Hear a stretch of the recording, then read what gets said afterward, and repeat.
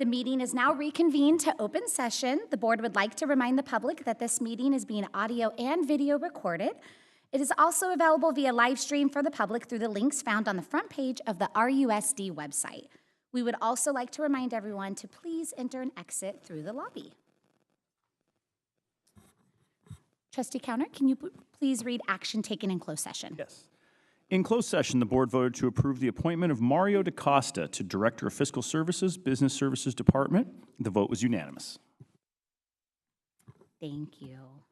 Tonight, we have Kylie Johnson from Victory High School as our student board rep. Kylie, will you? That's good. Love it. They don't clap for all of us like that, so welcome, Kylie. Kylie, will you please introduce our color guard and lead us in the Pledge of Allegiance?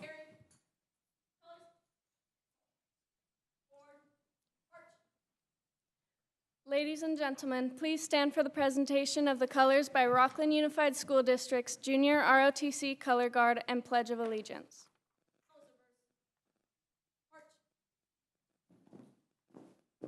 The commander and U.S. flag bearer for this event's color guard is Cadet Lieutenant Colonel Sophia Burkhalter. The state flag is carried by Cadet Major Kevin Laguna Gonzalez. Right guard is Cadet Captain Titan Owens. Left guard is Cadet Captain Aiden Foster. And the alternate for tonight is Cadet Airman Basic Bogdan Klimanov.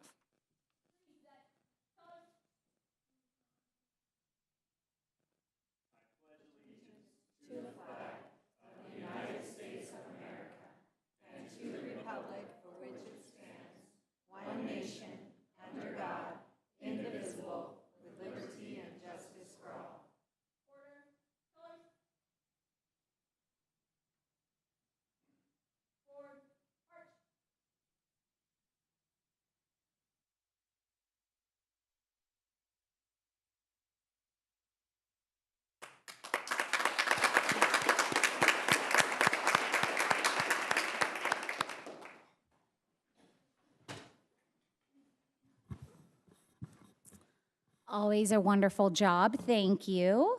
We'll now move to our special recognition and presentation portion of the evening. Chief DeSange, will you please introduce our family partners in education for recognition tonight? Good evening, President Sadoff, trustees, and Superintendent Stock. The Family Partners in Education program allows the Rocklin Unified School District to recognize family engagement and involvement to help our students achieve excellence during the school year. Tonight, Corey Trail Elementary School Principal Melanie Patterson is introducing the Janes family for tonight's Family Partners in Education recognition. Before I pass the mic off to Ms. Patterson, I would like to say that Nick Janes has been a longtime partner for the Rocklin Unified School District, helping us produce many promotional videos highlighting what makes Rocklin Unified a desirable district for our families to choose for their children.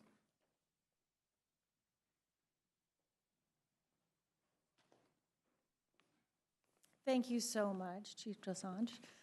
Good evening, Board of Trustees, Superintendent Stock, everyone. It is so nice to be here this evening to talk about Corey Trail families, because as you know, and why we do this, is that we couldn't do without them. And their partnership in order to have excellence in education is just really important to us. So I am so excited to celebrate the Janes family. They really have exemplified what it means to be the excellent partners in education. I want to start, first of all, we just mentioned Nick, but he's fabulous. But I have to say, Christina is amazing as well. And then, of course, their second grade student, Jake, is in at our school as well. And he's been there this is his third year, and we love him very much. And then, of course, they're going to be with us forever because we have a little future Bronco in Luke coming to Corey Trail as well. So we're maybe not forever, but in the foreseeable future. Anyway, Christina actually has worked to establish our PTC. She was the publicity director for 2 years and now currently serves as the vice president. What I love about her the most, though, is that she's just willing to serve and to provide what we need as a school. She's there for students. She's there for her own. She's a perfect partner when it comes to providing for her students. and the students at our school. And she is just optimistic and positive, notices when our front office staff is having a little bit of a rough day, and, you know, kind of leaves us be, but also then comes back with Starbucks and stuff, which is always appreciated, puts a smile on our face. She actually made me cry one day. And so I just appreciate her leadership in that way. You probably understand, or maybe not, but starting a PTC from scratch at a brand new school is a very difficult feat. And our PTC is outstanding and provides so much for our kids. They earn over $60,000, $70,000 for us every year. So our community is amazing. It's not just the money, but it's more the building of our culture that they've worked very hard to do. And it's amazing in their third year to watch them work. We're kind of coming into our own, which is great. So I appreciate them so very, very much. Anyway, I could go on, but what's interesting is back in 1994, when I first started my very first year, I was on the news, and I was recently, when I started Quarry Trail, searching for all the news clips that I was in, so I could show staff and they could, you know, laugh and have some entertainment and all of that. But what I found was that Christine and I were actually in the news together. She has served as an anchor on one of the stations that I was actually in. I went, hey, I sent it to her, and there we were together.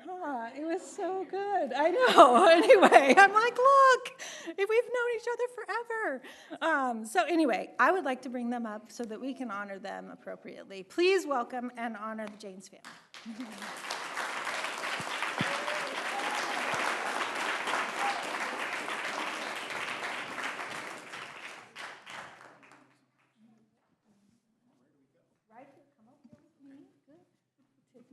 Okay, the Janes family, each time we have somebody here that we want to give an award to, one of us gets to speak on your behalf. So I'm so sorry you got stuck with me speaking about you.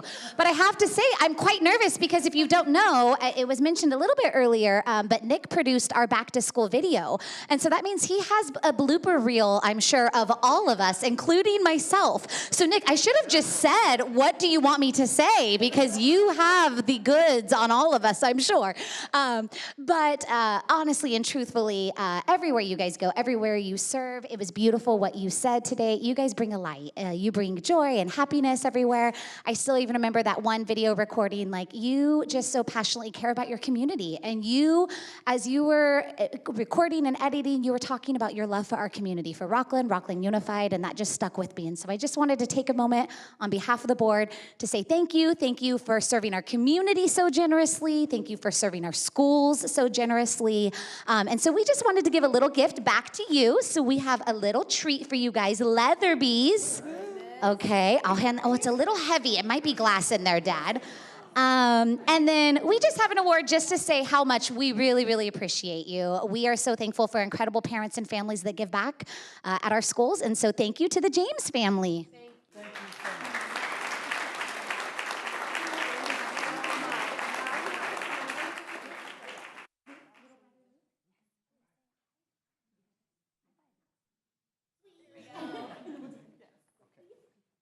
Come here, guys.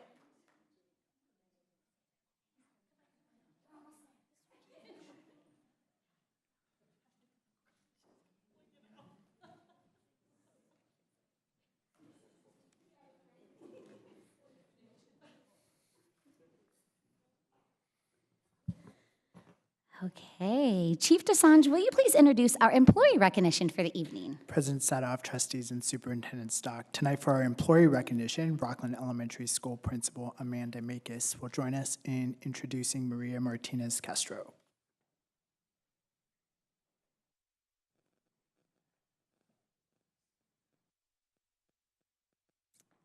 All right, well, thank you. Good evening, trustees, Superintendent Stock. So excited to be here tonight to celebrate an amazing employee and her family. So here we go.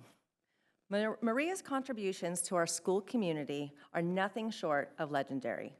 As a dedicated Spanish teacher for our GATE students, she transforms the classroom into a lively and enriching environment. Her passion for education shines in every lesson, sparking both academic and personal growth in her students. Maria doesn't just teach the language, she brings the culture to life with a creative flair and that captivates her students. From teaching them to sing catchy Spanish songs, which I've popped in the classroom once or twice for and failed miserably, to diving into the rich traditions of Spanish-speaking countries, her classroom is a place where students not only learn the language, but also gain a deeper understanding of the world. The joy and enthusiasm of her students, who often can't wait to show off their new skills, are a true testament of the lasting impact she is making. But Maria's magic does not stop at the classroom door. She is also a key figure in our school's day-to-day life, braving the wild frontier of noon supervision like a seasoned pro. It's amazing. Whether she's managing the cafeteria or keeping an eye on the playground, Maria handles our youngest bulldog pups with more patience than a saint and more energy than a playground full of recess warriors. With her calm presence, students are safe, engaged, and learning the importance of positive behavior, even if it sometimes takes a playful nudge or a famous "I see you" look. She has the unique ability to strike the perfect balance between structure and fun, making every recess a positive experience for students. Maria's leadership goes beyond the playground and the classroom. As the parent representative on our PBIS Tier 1 committee, she plays an essential role in shaping our schools' approach to positive behavior interventions and supports. Her insights and thoughtful contributions help ensure that we create a school climate where students feel safe, respected, included, and empowered to succeed. But wait, there's more. And if that wasn't enough, Maria is also a devoted parent volunteer in her daughter's class. Whether she's helping with classroom activities, organizing special projects, or lending a hand during school events, Maria is always there with a smile and her signature enthusiasm. She is a constant source for our support for our teachers and students, making a lasting difference through her willingness to serve. Maria's dedication, passion, and commitment to our school community, whether as an instructional aide, a parent, a mentor, or a friendly face out on the playground, make her an invaluable part of the team. She wears many hats, and we are incredibly lucky to have her in every role she takes on. Congratulations to Maria.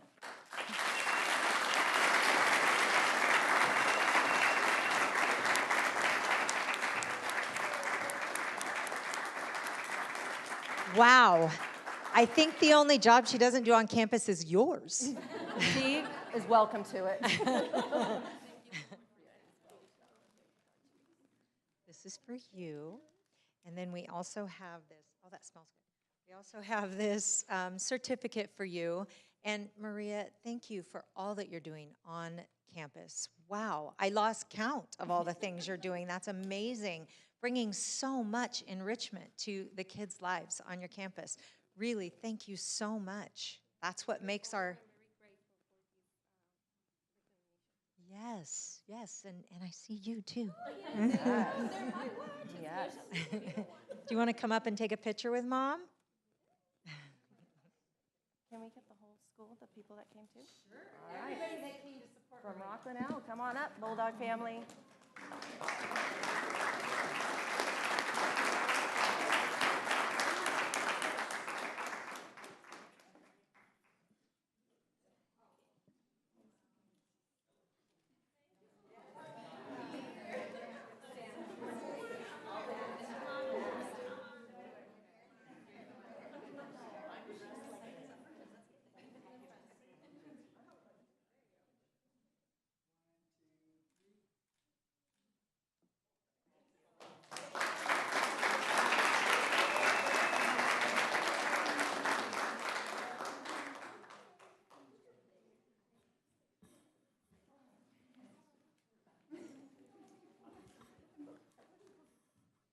It's always great to see our school communities come out. We have one more recognition for the evening.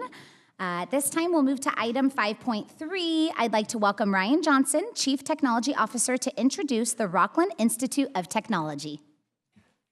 Thank you, President Satoff, trustees, Superintendent Stock. We're excited tonight to have the opportunity for you to recognize Rocklin High School's amazing computer science program. They do such an incredible job, and I wanted to get a chance to be able to, while I get to give you later on tonight a technology update, to be able to recognize them.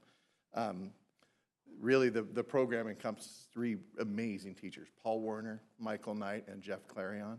And we also have the opportunity tonight to have 3 of the amazing students here with us, Alex Lynn, Grant Ito, and Bhavya Sridhar. So we're excited to have them, and I asked Mr. Pappas, Assistant Principal at Rocklin High School, to just kind of share a little bit about the program.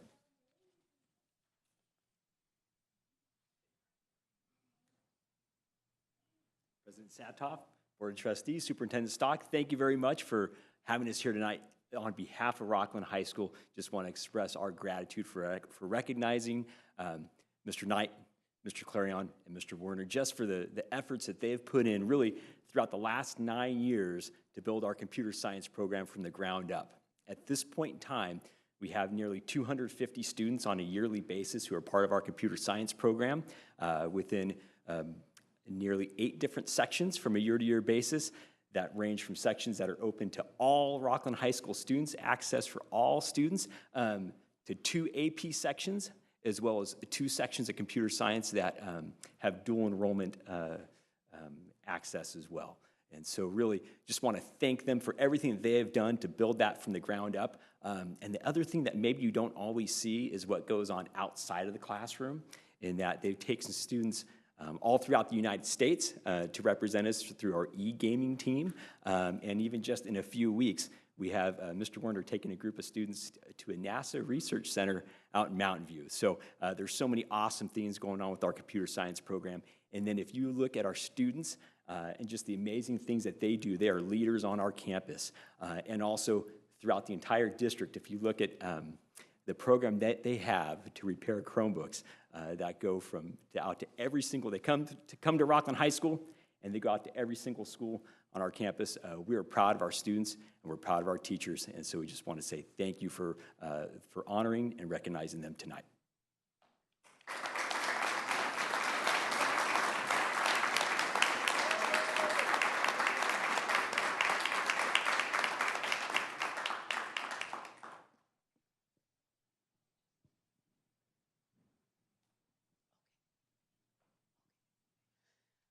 Well, this is so exciting. I just asked Superintendent Stock to tell me exactly, or at least a roundabout, how much money you guys have saved us, and he said it's about $100,000 a year in Chromebook repairs.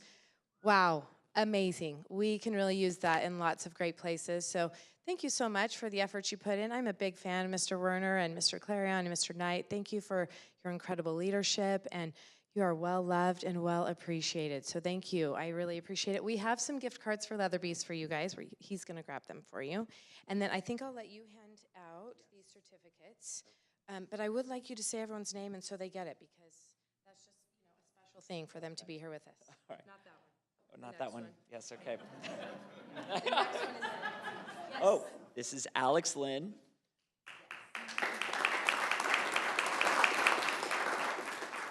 Grant Ito. Bhavya Sridhar. I knew he would do better with that. I wanted to be sure. And the other ones are for the teachers, but I did want to recognize we have Liam Moore and we have Brody Hazen, and they are the future of our program. They're already starting a lot. And actually,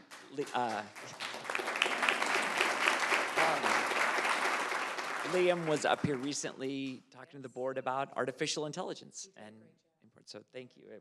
We're very proud and very excited, so thank you. A lot to be proud of. Thank you so much.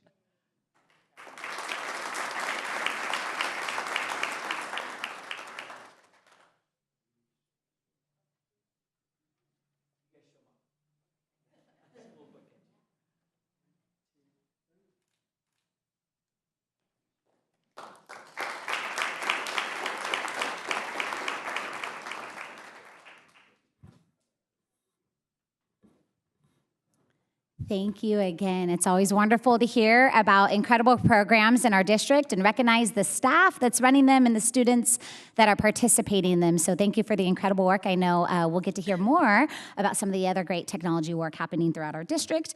But at this time, wanted to take a moment just to say thank you to all the family and friends that joined us this evening. You are more than welcome to stay for the rest of the exciting evening we have planned. However, we also know you do have incredibly busy lives, and it is fully appropriate to slip out at this point before we head into our business for the evening if you would like. Thank you again. It's always our honor to recognize the families and staff of the district.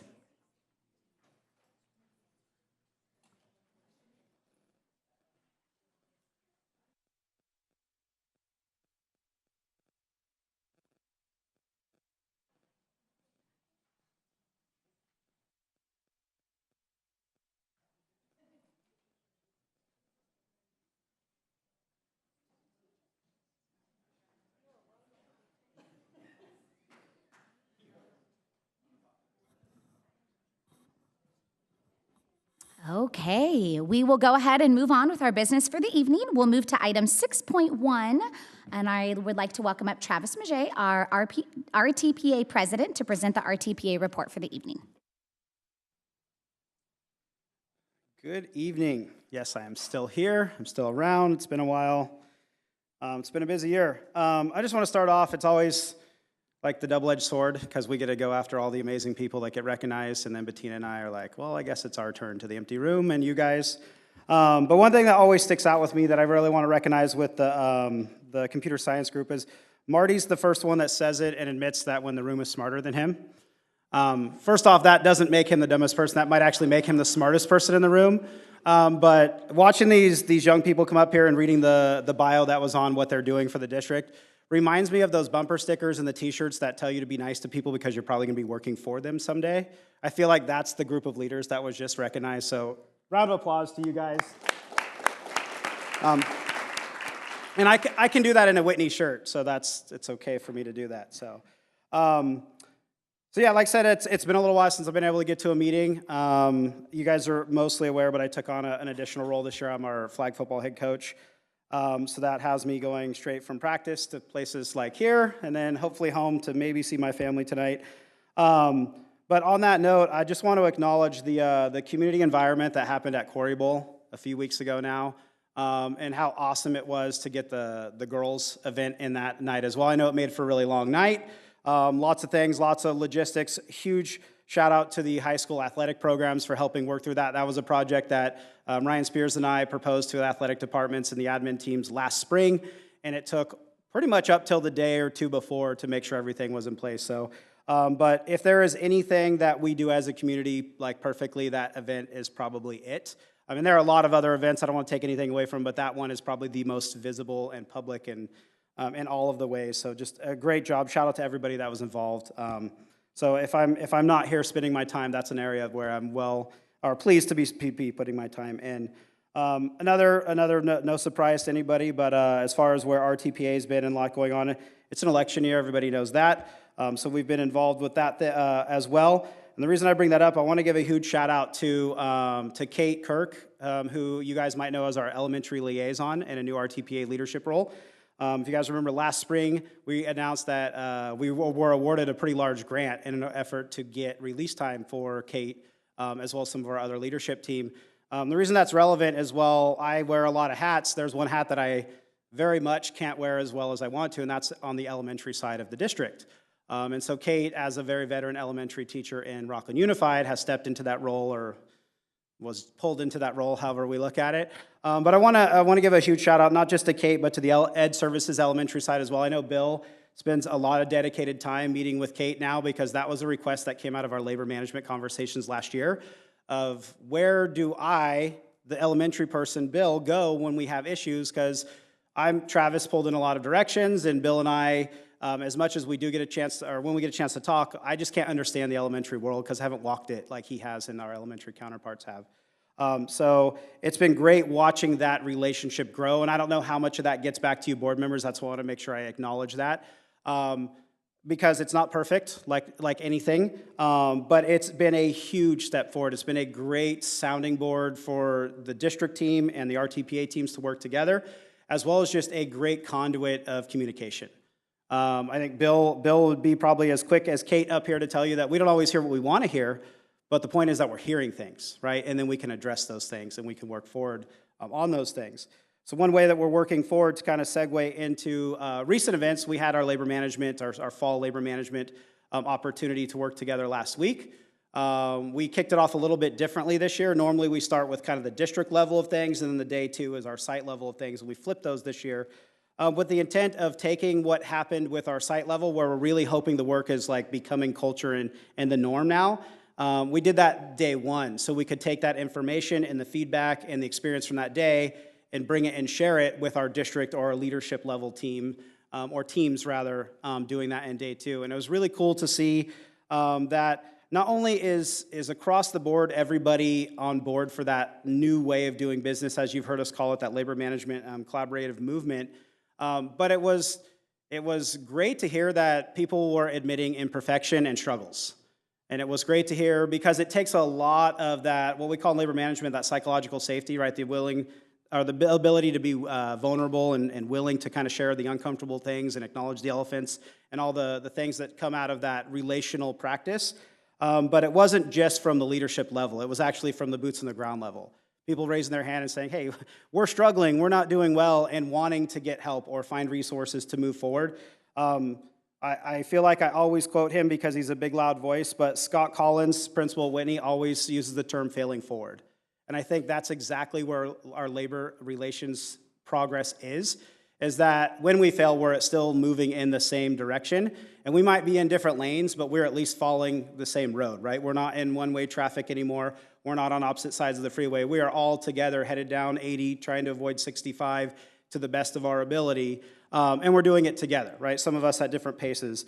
A great test of that was just seeing the planning part of all that come together. There was an opportunity, and I don't mean this in a disrespectful way, but to plan and do a lot of things without Superintendent Stock. And he and I talked a little bit since then that it was a good stress test for where we are with things, right? How did the system hold up? How do the structures and relationships hold up? And it produced what feels like one of our most productive rounds of labor management work. So I hope everybody else in the room felt that way. I've only heard positive feedback from all the site teams that were there, as well as from our leadership team. So it was just really cool to say that. And again, a lot of that goes back to just the acknowledgement of the room that, like, we're not going to be perfect, and we're going to make mistakes. And it's not just Roger and I sharing those mistakes with the room to kind of bring in the vulnerability to everybody, but we have site level teams that are willing to raise their hand and share those things. And we have principals willing to share those about site reps and principals. And it's not in a combative way. It's really in a, like, how can we help each other? Here's what happened with us. How can we learn from this and help others kind of move forward? So it's been a really great thing. Just want to acknowledge the investment of time, the board included with that, with time and resources for that movement, because I think we're on year 4. I'm looking at Superintendent Stock, like formally where we've been doing that work with the support of everything, and just it doesn't always land where we want it to, but it lands, we pick it up, and we keep going as we hope to. Kind of transitioning into more recent, we came out of bargaining today, and bargaining is always fun, and pick up the sarcasm there. But bargaining was a good test. The reason I bring up today is, without getting into the nuts and bolts about what we talked about, but today was a day of, it wasn't the best conversations, it wasn't even the most productive, but it was still conversations and acknowledgement of, okay, where are we at, right? The frustrations kind of bubbled up in the room, but at the end of the day, we still have action items. We still have things to move forward with. We didn't just leave kind of in the disgruntled or unproductive kind of way that maybe and again, it's been a long time, but I just want to acknowledge to the board and to the community that those struggles still happen, right? Nothing's perfect. I can plan the best lesson in a class and somebody comes in, or probably too soon, but the internet doesn't work, right? And I have to pivot and do a different lesson. And that's not just in the educational essence, but it's also in the human side of everything. And that ability to pivot and that ability to kind of fail forward is actually happening in our teaching and learning, right? And that's been the big goal from labor management from day one, is how do we figure out the relationship so then ultimately we can impact positively the teaching and learning. That's what we're all here to do. And I feel like this year in our days last week were the exclamation point on it's actually happening, whether we're acknowledging it or we actually can see it in the tangible, measurable ways, but it's just happening, right? I sat in a committee on Friday with Tony and many others looking at how we're going to re-image how we evaluate and look at how our effective teaching is happening in classrooms. And, you know, one of the conversations was around, well, what does good teaching look like? And the word, and Tony, I don't think loved it, but it's the magic, right? It's indescribable. It's just, if you're there and you see it and you do it, you know it. And if it's not there, everybody knows it's not there. And I don't know how you measure that, and that's the challenge that I think Tony's frustrated with me about. But either way, that magic is coming, in my opinion, from that labor management commitment, is spilling down into the magic in the classroom, right? We're all here for the reasons of teaching and learning, and the noise that bubbles up is staying out of the room, right? Because that limits teaching and learning. So I want to give a huge shout out to all those leaders that stepped up and helped plan that labor management day, that, you know, obviously everybody that was out of their classroom to participate in those, whether it was one or both of the days. Board members, I know a few of you got to step in and just get a quick update. But it's fun when we see Mary and Sid, our partners, come in, and they're more optimistic about where we are because they've seen this in different levels and different places in the country. But to have them just acknowledging and reinforcing, like, you know, we thought you were going to be on A, and you guys are like on D already. You know, we're progressing in ways that we're not even acknowledging ourselves. So we spent some time, a little bit with you board members that joined us, but on the second day, just really acknowledging and celebrating kind of where we've been and where we want to go. And then also a little bit kind of enjoying where we are, right? I think in education, we're so focused on the end goal and the data and the tests and all the things that happen at the end, right? Everybody's focused on graduation, but there's a whole lot of school happening between now and graduation. And so hopefully people are enjoying every day along the way, and our labor management team is. So again, that's my long way of kind of saying thank you to everybody involved in all of those things. Super excited to hear. I wasn't able to participate in the interviews for our new business office person. Beth did a great job with us, so we're excited to welcome Mario into the room. Jennifer's done a great job coming in, and we forget that she's as new as anybody as well, especially in a big position like hers, but it's been an awesome transition. So we're excited to have, as much as we had great relationships with Beth in the business office on her side of the table, we're excited to see how Mario folds into that, and all the confidence in the world in that labor management culture that I know Roger is very good at holding the district office accountable to, but how he's going to fold into the room.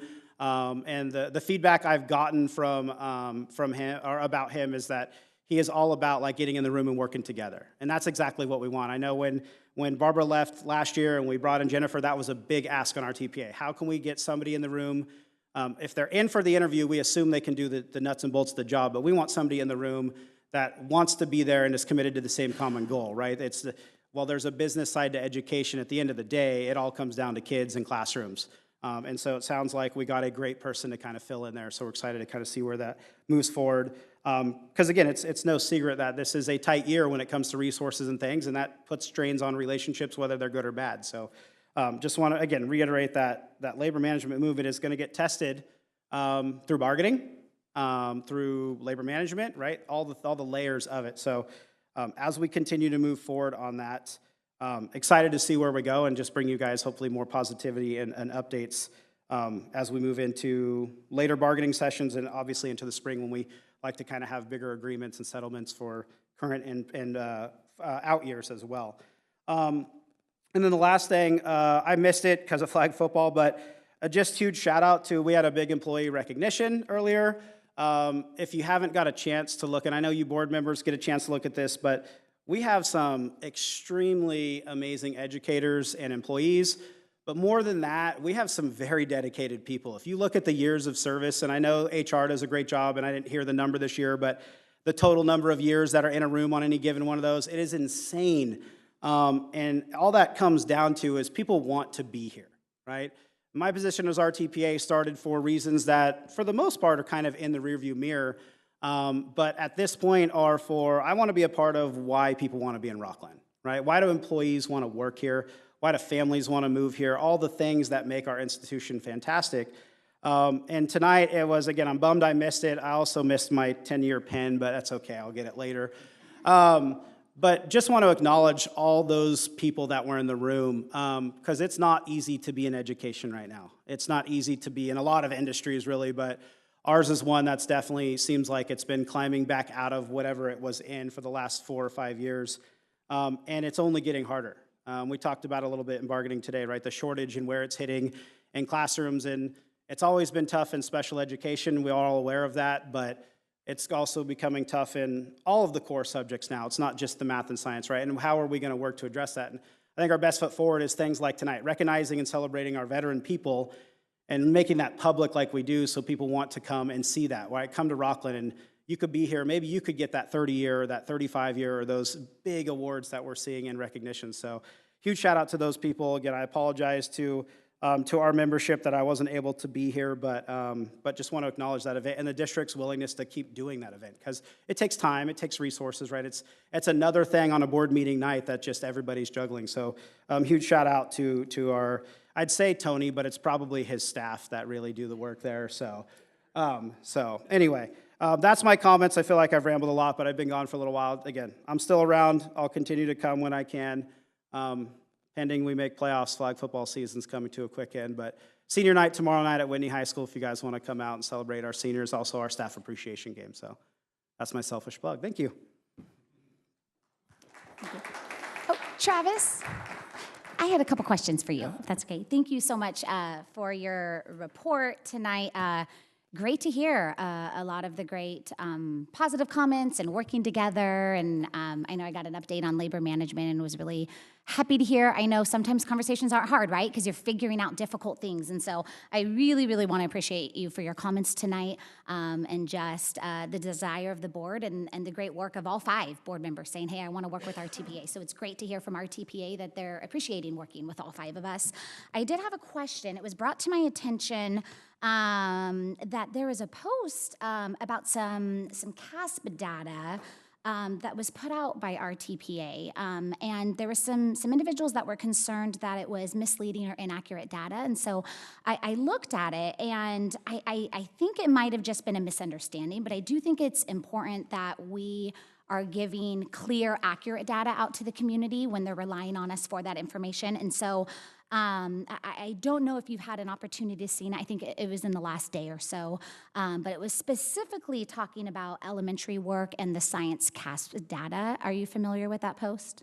Vaguely, I'm familiar. There was a post, the Okay. nuts and bolts of it I couldn't speak to specifically. Oh, I got you. Trust me, I know. But, you know, data and how we share it to our community, I just think it's really important. It's the responsibility of both parties that if there's inaccurate data or misleading data given, that it's cleared up for the community. And so I just thought it was important because not everybody's going to be a nerd and want to dive deep into this.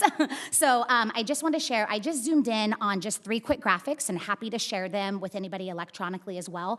But one of them, it might be a little hard to see here, this one specifically is the K through 12 data as a whole for science. And so this is where we're seeing in our USD 46 over the last 3 years. We went from 46, 45, 44%, which there is a decline we're seeing there. And we talked about that last year, and I think we need to continue to talk about that. But what was concerning to me is what was reported out were those figures in connection with a concern about elementary curriculum. And so what I wanted to clarify is that when we look at the data and we aggregate it out, if you look at the high school data, so this will be for the CASP test that's taken once during the high school time, we did go from 40% to 43% last year, which was phenomenal, and then we did drop down to that 39%, and so that's that concern, that drop down that we're going to be addressing. But the post was specifically about elementary science, but when you look at the data for elementary science, this is the 3rd through 8th grade, which the CASP test is specifically at 5th grade and 8th grade. So the elementary curriculum that was decided upon was actually for 2nd and 5th grade. This data actually shows for 3rd through 8th grade, our elementary students, we've actually remained at 47% for the last 3 years. So there actually wasn't that overall dip there. And so I just want to make sure, I think sometimes it can be confusing when we're looking at it or we're pulling data from one source and using it for another. And so we have important work that we need to do as a district, and I want us to do that together, and I think it's really important that we do. We've seen a concern at the high school level of what can we do. A lot of our students sometimes struggle in things like chemistry because they're struggling in their math. And I know we have a board study session that we put on for mid-November for us to really talk about specifically our math and ELA, but I'm looking at wanting to add in that science if that is a concern of our TPAs, because we are seeing that high school dip there. But I just wanted to clarify that if we are communicating out to our staff and our parents and our community a concern about elementary, I just want to make sure we're looking at the same data set of points. So I'm going to ask for clarification. What's your concern, I guess, if you can just simplify that? Because Totally. What the graphs confused me, just the concern. My concern is if we're going to communicate out about testing information or results, let's be accurate about the age ranges that we're communicating about. Because the post was specifically about elementary, yet it was using data all the way up through high school. So your concern is that incorrect information was used? Yes. The gist of it? Just asking Okay. that we work together to make sure that we're communicating clearly the data so that way people know how to use it. That's all. I respect that.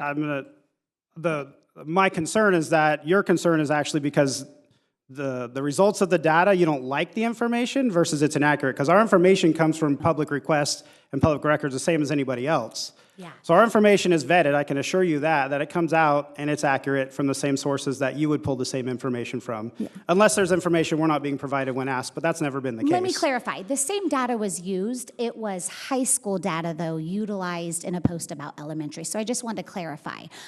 So that's why I just want to make sure I went over the difference between the three. So that's all. I think the data is important for us to talk about. Definitely want to talk about that. I want to talk about how we can continue to get better. I just want to make sure that when we are sharing data out with people, that we're accurate with the age ranges when we're discussing a topic about it. That's all my request is. Right. So I think the concern is that the data that was shared talked about age ranges that curriculum didn't address. And I think the point of the conversation is that missing curriculum or outdated curriculum has an impact on more than just a singular date or grade range. I would hear you, but when we're making an extrapolation from 2nd to 5th grade all the way up through high school, I just wanted to make it clear what data point. I'm just asking that when we communicate out, that we communicate the entire picture. That's all. And we'll continue to communicate the picture that we feel is accurate, and I appreciate your comments. Okay. Thank you, Travis.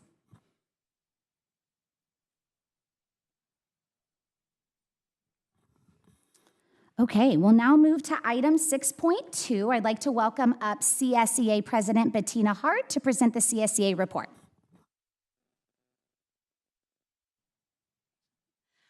Good evening, President Sathoff, members of the board, Superintendent Stock. I'm happy to be here tonight, and I would like just to piggyback off of Travis regarding the Quarry Trail. I think it was amazing how the schools came together to support, especially flag football for the girls and the boys playing against each other. I wanted to actually give a big shout out to our custodial staff who kept everything nice and clean and organized. I hear from the staff from Whitney High School that they did an amazing job, and that they kept everything clean, everything safe, and especially for both schools to come together to play, to have that atmosphere, I'm very thankful for. My won't be as long, but I just thought I would give you a little bit of an update. You know, since I started back in January, one of my biggest goals was to have a full e-board, and we actually have accomplished that. We now have a first vice president, second vice president, secretary treasurer, and communications officer. My actual first vice president is here tonight, Elizabeth Salazar. If she can come up, I'd like to introduce her. She is the principal secretary over at Quarry Trail. She is awesome, and I wanted to see if she would be able to give a little bit update on some of her staff, to give them a little bit shout off, and then I will continue on. So. Good evening. Hello, President Sathoff, board members, and Superintendent Stock. It's my pleasure to be able to be on the CSEA Executive Board. I was a secretary for about 8 months and then was asked to step up and broaden my role, which I'm really excited about doing. And one of the things I wanted to do is be able to, with Bettina, highlight the great work that is happening amongst our classified staff and the great work that's happening here in Rocklin Unified. One of those groups that we'd like to highlight is the Quarry Trail Nutrition Services staff. On a daily, we have Nancy Rodriguez, who's our lead, Robin Parr, and also Lisa Ventura, who prepare, the three of them, between 340 lunches to 400 lunches a day. This team of three they come in dedicated, working, and being able to provide those lunches and being able to expedite. We have 4 lunch times.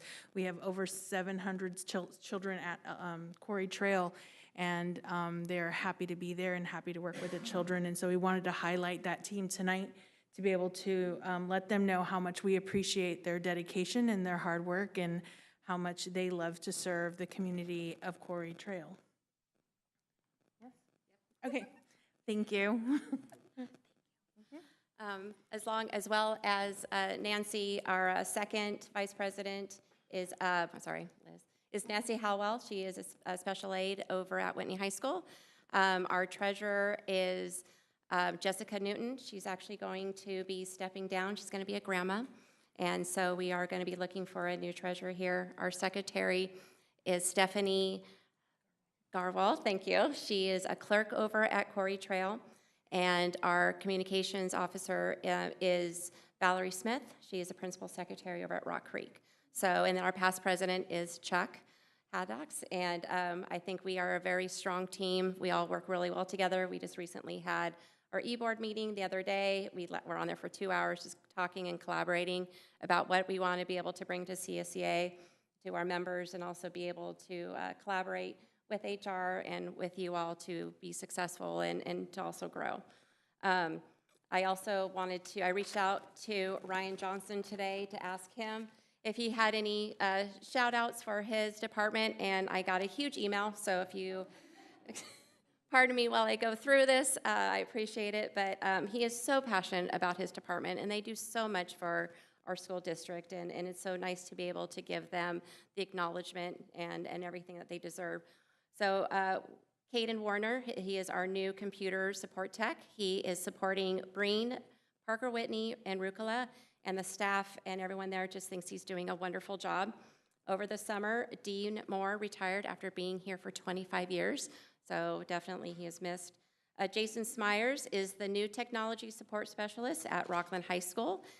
He and Peter Davis both work together in the high schools working with librarians and to help date all the students' passwords. With David Gerget, sorry, I'm looking over at him. Worked with Springview and Granite Oaks librarians to update all. So that's over 5,000 students that they work to update their passwords and make sure they are all good to be able to log into their Chromebooks and systems.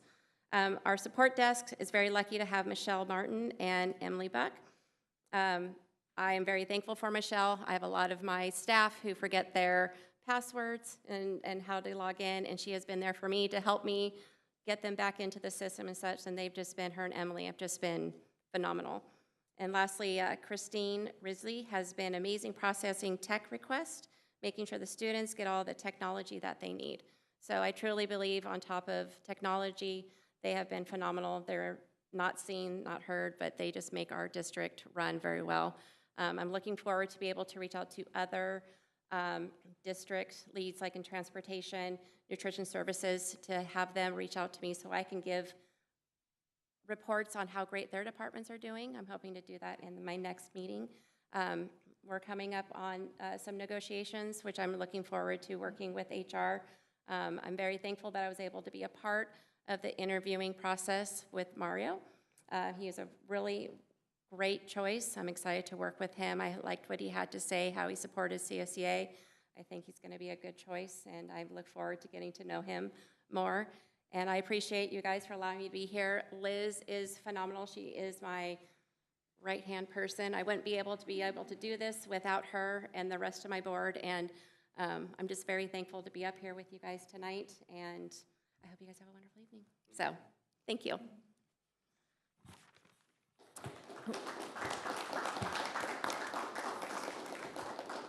Thank you, Bettina, and it's nice to hear about your entire team. Thank you. Okay, we'll now move to item 7.1, our comments and report from our student board representative, Kylie Johnson. Will you please share your report?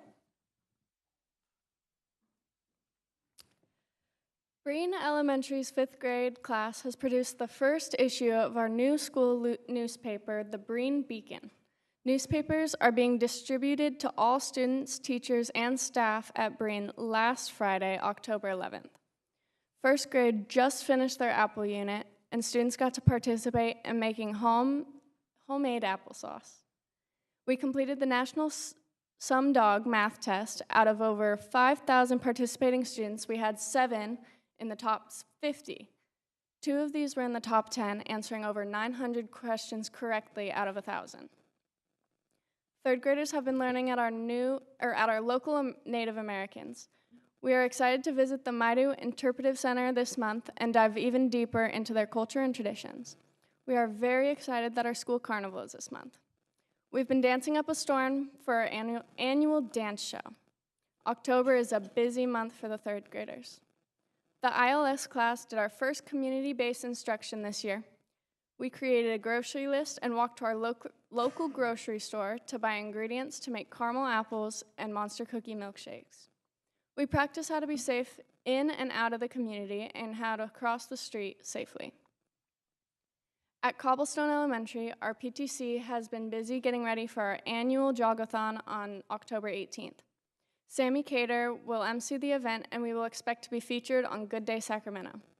We are very close to reaching our goal of raising $25,000. All students will get a free school shirt for participating. The PTC has also recently sponsored restaurant nights at Cool River Pizza and Chipotle, and are looking for other local businesses to be school sponsors. Our kindergarten students will begin using the Handwriting Without Tears program, thanks to a generous donation from the PTC to purchase materials that will support proper handwriting and formation in a developmentally appropriate approach, as well as build on what students are using in transitional kindergarten. We are looking forward to the trunk or treat on October 25th as the upcoming school book fair in November. Rock Creek hosted their first PTC-sponsored Food Truck Friday event on September 27th, and it was a great opportunity for families to gather over a meal and play at the park. October 9th was our annual dance show, and the Red Hawks had a great time showing off their moves. At Rocklin Elementary, we're excited about the many clubs on campus, including Bulldog Theater Arts, golf, Little Legos, and art. Our PTC is working hard with staff to put on another amazing fall carnival set to take place on Friday, October 18th. We also welcome families to campus on Thursday, October 24th for the Family Literacy Night, where parents and students will engage in various literacy activities.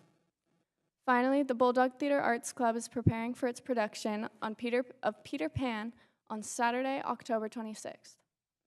Sunset Ranch's shade structures are installed, and we're enjoying our new outdoor learning environment. Huge thank you to our parent community and our PTC. We also enjoyed an amazing book fair with food trucks, which created a large turnout for us. At the end of this month, on October 25th, our PTC will be hosting our annual Fall Festival. It is always a wonderful community event and full of fun. This year, we will again offer free wristbands to all of our coyotes. Twin Oaks October has been an exciting and eventful month at Twin Oaks, filled with wonderful activities for our students and families. This week, we're thrilled to present our dance show on the radio. Taking place on Tuesday and Wednesday, our talented students have worked hard, and we can't wait to see their performances. Our cross-country runners have also had a busy week, meeting schedules for Wednesday and Friday. On Thursday, October 24th, we will be hosting our Coffee with the Principal event. This month's discussion will also focus on the highlighting of the invaluable services provided by our school counselor, as well as our WIN, What I Need program. These programs help ensure the students get support and resources they need to thrive. As we approach the end of the month, we're gearing up for a fun family event, our annual trunk or treat, happening Friday, October 25th. This is a favorite, bringing together our community for a festive and safe celebration. To wrap up our October in style, we're excited to announce our Spirited Howl a Week during the last of the month. Each day will feature a different theme, including Pajama Day, Twin Day, Crazy Hair Day, and on the final day, students can wear their costumes and favorite fall outfits. We look forward to these activities as opportunities to strengthen our community spirit and create lasting memories for our students and their families. Springview is proud to share that our 8th grade girls volleyball team got 2nd place in league. This October is our first Principals Advisory Committee meeting with 35 student members. Corey Trail has had a very busy month. Their 3rd graders went to go see The Wild Robot in theater as a part of a novel study. All the TK and kindergartners have visited local pumpkin patches to learn about the life cycle. The 2nd and 3rd graders have started their rhythm movement classes with Miss Rabe and are having a blast making music together. They had their yearly visit from the hearing van, where students were able to be screened. The PTC held its fall movie night in conjunction with the fall book fair. Finally, coming up, Corey Trail will be having its annual Trunk or Treat PTC event on October 25th. And saving the best for last, from the Rocklin Alternative Education Center, Miss Kingery and Mr. Hutton, along with Victory High School staff, were recently selected to be one of the 3 hometown heroes by Chick-fil-A, recognizing us for the support we provide our students at Victory High School and for our volunteer efforts throughout the Rocklin community. Chick-fil-A donated 1,716 entrees to support our mission in serving our students. We will have one Chick-fil-A Tuesday a month to continue to build positive student relationships. Additionally, for the past 2 weeks, our ASB has led various suicide prevention awareness and breast cancer awareness activities where students shared statistics, personal anecdotes, and stories. Our ASB this year is the most active and largest groups of students we have ever had. We have been able to raise almost $1,000 to help our goal of increasing more morale and spirit. And finally, this Friday at Victory High School, we will be conducting our Quarter 1 awards ceremony, recognizing students for their academic attendance and character achievements. We are extremely excited that a record of 46% of students attained either honor roll or principals list status. ASB has also prepared a chocolate fondue bar for students to celebrate their Quarter 1 achievements. Thank you.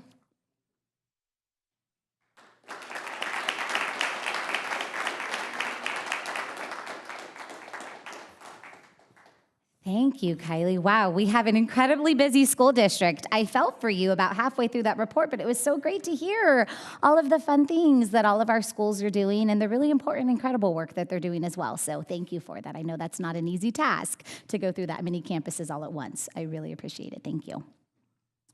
We'll go ahead and move to item 7.2, comments from our board and superintendent. Colleagues, do you have comments for this evening? I just want to say, Kylie, it is so great to have you here. You did an absolutely awesome job. Welcome. And it's always great to hear all the fun things that are going on around the district and at all of our schools. Everybody's so busy doing amazing things. I love hearing about the field trips and getting off campus to do exciting things. Also, I'm sad that Bettina left because I wanted to say what a fantastic job she did introducing Liz and having Liz come up to the mic and telling us all the positive things that are happening with our CSEA staff. I really enjoyed hearing about that, and I always enjoy Bettina's way of being so positive and sharing such great things about her staff. And then it was also great to hear about labor management and all of the progress that has been made there. Trustee Price and I have been with them for 4 years now. And when we first joined labor management, it was very contentious, and it was nowhere near where it is now. So seeing that progress firsthand and hearing about it and hearing how it's affecting campuses and relationships is awesome. And to have seen that growth and partaken in that growth has been pretty cool. And then earlier today, I just want to say we were here and able to honor teachers and staff who have been in our district and stayed in our district for a long time. And I know working in a district like Rocklin, you don't ever want to leave. It's a really, really great place to work. The families are wonderful. The staff is amazing. Our administration is fantastic. But we were able to honor teachers and staff who have been here for 10 years, 15 years, 20 years, 25 years, 30 years. And Mr. Flowers got to be one of the 30-year honorees, which was pretty amazing. Should I tell him how old you were when you started? I won't do that. We also got to honor Georgia, who's been here for, what, were you 10? 10 years, yes. That was so awesome. So fun. I really, really enjoyed talking to the teachers who have been here for 30 years. That's just an amazing feat to stay in one job, any job, for 30 years. But of all the jobs to stay in for 30 years, I can see why teaching would be that job. And even just being staff on a school campus, it's just such a wonderful and loving place to be. And I'm just thrilled that we have staff that want to stay. And that's it for me. Kylie, welcome. It's so great to hear your report. Now tell me, what day does Chick-fil-A come? That's the day that I want to come and visit. Tuesday? Next Tuesday will be our first Chick-fil-A of the year. I'll be there, perfect. I happened to be there that day, and your principal told me, and so what a great honor. So tell us a little bit about you. What are your plans after school? At the moment, I don't have many plans. That's okay. You school. have plenty of time to figure it out. We're just so grateful that you're here and glad to have you. So thank you. I just want to share with my colleagues and with the community as well a few things. This week, I attended the safety committee meeting, and Mr. Flowers did a great job leading that. It was well attended. We had some parents, site representatives, and cabinet members there, as well as our police force, and we are so incredibly lucky to have such a great partnership with our local police. We had quite the conversation. It took up maybe most of our time about e-bikes. And as many of our community members know, we have a lot of e-bikes riding around on the streets legally and illegally. And Lieutenant Jensen was there. He was telling us, and I was so impressed with the way that they're wanting to work on this through educating and rewarding and enforcing. And so they have these cards that they give kids that if they are riding an e-bike and wearing a helmet, safely crossing the street and obeying traffic laws, they get a donut from Donuts and Cinnamon. I mean, I'd do all of that for a donut from Donuts and Cinnamon. So shout out locally to that business that's locally owned. I really appreciate that. And also just that our police are out there looking for positive ways to reward kids, and also opportunities to educate, and also an occasional enforcement.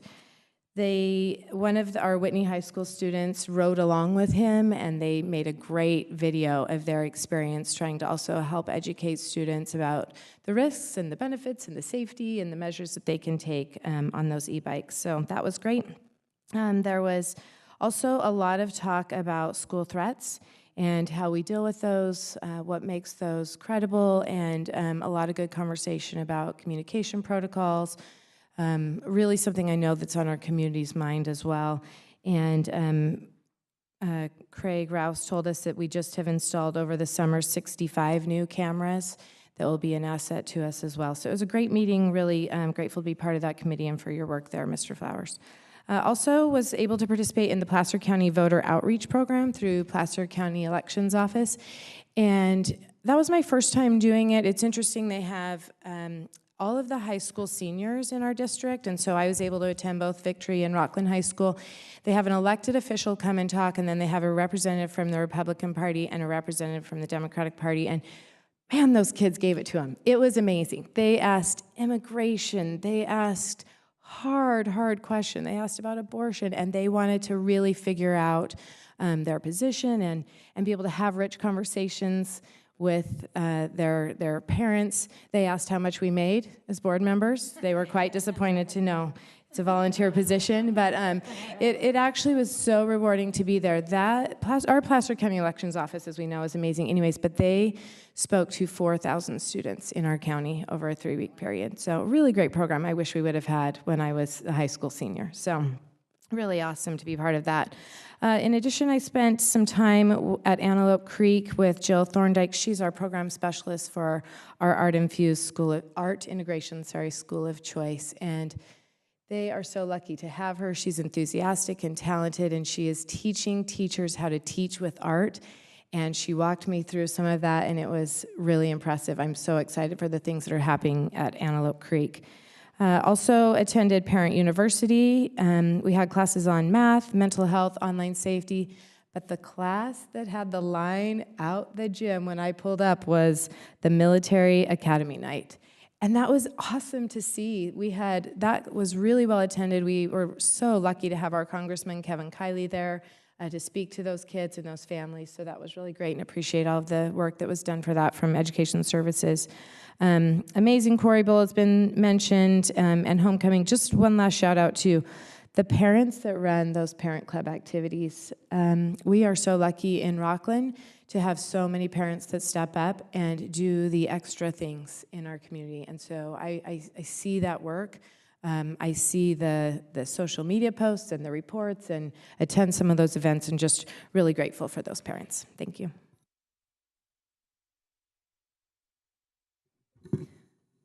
Okay, well, also wanted to just mention this evening how nice it was to be able to recognize all of our employees that have dedicated themselves to our district. I had 4 previous teachers in the 30-year bracket, so that was, I don't know if that makes me old or young.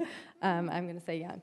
But it's just so positive. It's so great to be able to get people together and see everyone cheering each other on. We had the AI study session that I think was mentioned briefly. I didn't bring my notes. I took lots of notes. So I think we learned a lot, even though we know still very little. And we got to hear how AI is helpful to students, how it may be impacting their education, maybe not always in positive ways, how it can help bridge language gaps, how it can help make people more efficient in the way that they do their work, how it impacts teachers for better and worse, helping plan lessons, but also requiring more intervention to make sure that they're really able to test the students' learning. So very informative, but also thought-provoking, just with a lot of the unknowns that we have. With that, we do have another study session coming up. Kind of drawing from the CASP data that has now been put out, lots of information to look at, for anyone who's interested in, where our district is headed in math and ELA, would definitely be a positive thing to sit in on and listen to. And then I just have Quarry Bowl, like Travis mentioned earlier. It was Trustee Price and I were out there, and just so positive, to see the schools coming out there together during halftime. Didn't hear anything negative. It was really great. I was actually talking to a district employee who came from another district at one point, who told me, I just love how family-friendly these games are. In the other district, I wouldn't consider letting my kids, kind of roam around and be a part of it, and I think that that's totally true. We just have such a great community. It definitely does feel very family-friendly and safe and positive. So that's what I have. And welcome. You did an excellent job. That was a laundry list of events, and we're really happy to have you here. Thank you. Great job. Good one. Real quick, I had opportunity to go to the Placer County Youth Commission with Trustee Hupp, with Julie. It was really great. It's a handful of kids from all the different schools in Placer County. We had some Whitney and some Rocklin kids there, and just went through different things they were working on. Great ideas. Roger, I probably indirectly committed that if they do write a book for elementary school kids, I said, I'm sure Rocklin and all the other school districts will buy a copy. So Yes, just FYI, if they come and present, just know that they came from Derek, and I'll cover it out of the. How many copies? Didn't mention that, so. But it was a really great event there. I'll say I had a handful of conversations in the community with different people about different things, and it keeps reminding me back. And Travis mentioned it. He said, why are we here? And I think most of us, all of us that came from a different area, the reason why we moved to Rocklin was because of the schools. Like, it's what brought us all here. Not only do great schools, keep the prices positive and the neighborhoods desirable and all that stuff, but just the impact you can have on your kids and your family, and you want, as parents, you want that. And I think from Whitney and Rocklin and Victory all the way down to every elementary to a TK grade, like we see great things. But in talking with the parents, and it comes up a couple of times, is our term education excellence. And I always ask, what does that mean to you? And it's really interesting to see, because the majority of people, when you speak with them, they'll tell you, well, it's just good schools. It's great teachers. And I always try to go back to, I agree with you 100%, but do you have a metric? Is there something you measure? Is it qualitative? Is it quantitative? Is it emotion? Is it culture? And they always ask, well, what do you say? And I was like, okay, so here you go. Here's the magic list. And it was like, if we're talking metrics, I think we have a great budget. We got the great LCAP and the CAS reports. You got graduation rate. We got AP scores we've heard about. We've got very, very low dropout truancy rates. Campuses are great. You can talk all day about different athletic teams and different things. So I got metrics down there. And then it's like, but if you're just talking about, the stuff that makes you feel good, I mean, we've got great college, and we make kids college and career ready, and we do a very good job at that. We have relationships with the teachers. You can see smiles on all the kids' faces. I mean, as silly as it is, school lunches and on-time buses and things like that keep everything running. We do a great job there. Plays and events at elementary school. We just heard about all the things from Kaylee. Middle school, high school, community engagement, staff longevity. We had a great ceremony about the different years of service that people have done. Good community, good friends, family partners, employees, and those things. Our district is really, really good. And we have great people and great things. And it's nice when people ask you, why is Rocklin a great place? Or when education excellence comes up, ask them why. Because I have yet to hear a negative. They'll say some silly things, one-off issues. But we've got, we've got great board, great leadership, great people, and it is a great district. So when you talk to people, be sure you ask them that, because you'll be amazed that you hear all the positive things that come out. So. It's always interesting as the president to get to hear everybody, and I'm like checking off my list. And so I do have just a couple quick echoes. I'll keep them short, and then a few items I just wanted to share with those present tonight. Just an echo of appreciation for safety committee work. I have had many parents reach out just with questions and concerns. What is the district doing? And I have to say, I am so incredibly thankful for a district that is taking every threat and every concern very seriously and saying, what can we continue to do better? Already doing incredible work, and what can we continue to do better? And so I really appreciate the work of the safety committee. And specifically, I know Superintendent Stock and I got to, have a little bit of a conversation of, this is a really good time to really kind of circle back on some specific areas. And so I'm looking forward to really hearing in depth more about a few areas.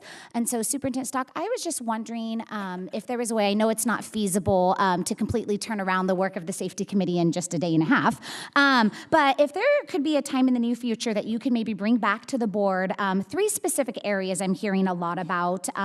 What are we doing for our physical campus safety, the actual setup layout of our campuses?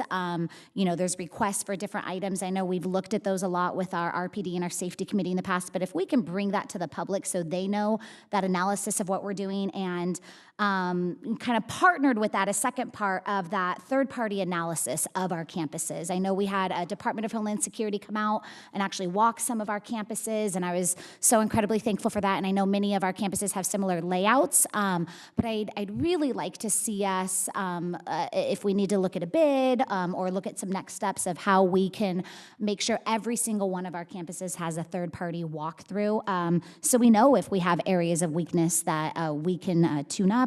And then also increasing campus security. We have some very creative parents out there, and I've had some great ideas come my way, but I also know we, in our conversation, learned that we have some incredible professionals in our area that are already making some recommendations. And so if we can kind of bring those together, would love to hear more. Is there a time in the near future, Superintendent Stock, that could be brought back to the board? Yes, President Sadoff, I'll work with staff to look at, we have our next board meeting is November 20th, and then after that, December 18th. So we'll look to get that to the next board meeting if at all possible, but we'll definitely make sure that we cover that.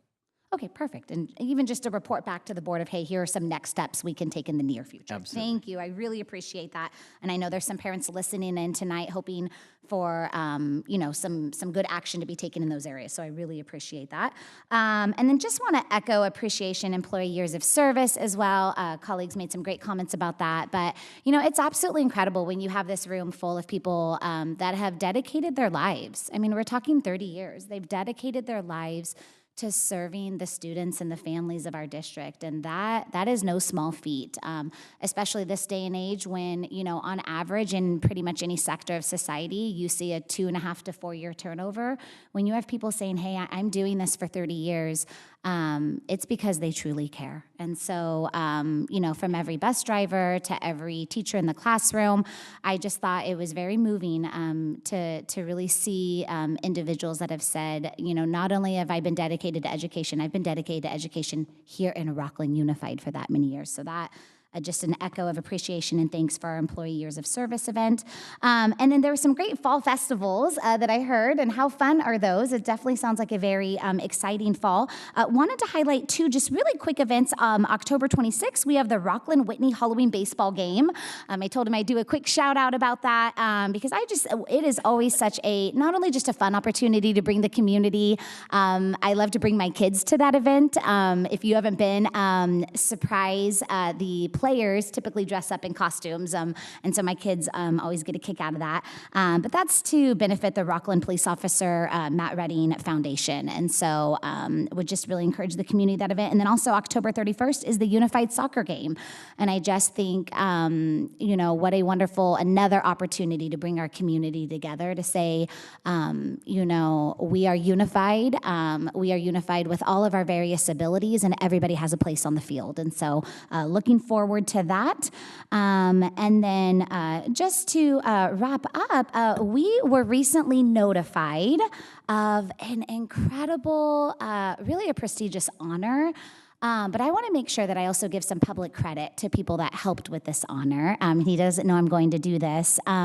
But a little while back, we were notified by CSBA, California School Boards Association, that the Rocklin Unified School Board and School District as a whole was a finalist for an award called the Golden Bell Award. And these awards are giving out, they're very rare and few, and typically for going above and beyond for work to promote environments of safety and just some innovative things that districts are doing throughout the state. And so the last, maybe month or two, really been able to work with Sandeep and his incredible work that he did to really put together the entire package of all the great work him and his team has done and our district has done. To really prioritize fentanyl awareness. And we were able to meet with a CSBA leader, and I sat there as I got to hear Sandeep speak and different individuals speak, and even our local DA's office joined in on that to say, we unfortunately had a horrific incident years ago at the passing of Zach Didier. And to be able to work with his family, for them to share their story, to try to save one life. I think that was their goal in the beginning, and oh my, it's been many, many more than one life. And so I just am so proud of the great work of our entire district in the area of fentanyl awareness, the school assemblies, the work of the board to say, hey, we need to address this. We need to set this as a priority of our district.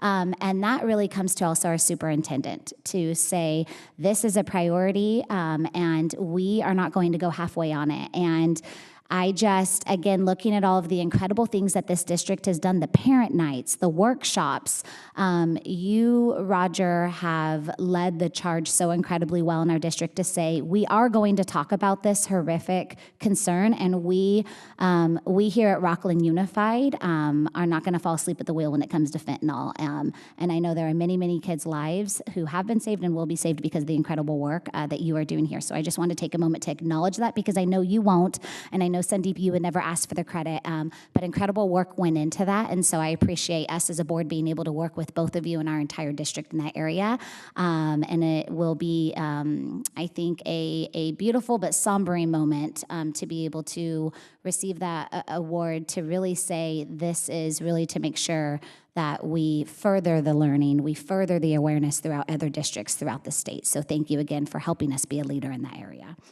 And just wrapping that up, I'm sure Superintendent Stock, you will have some comments, and so I want to allow you to share those. But I just want to say a heartfelt, it is great to see you up on this dais.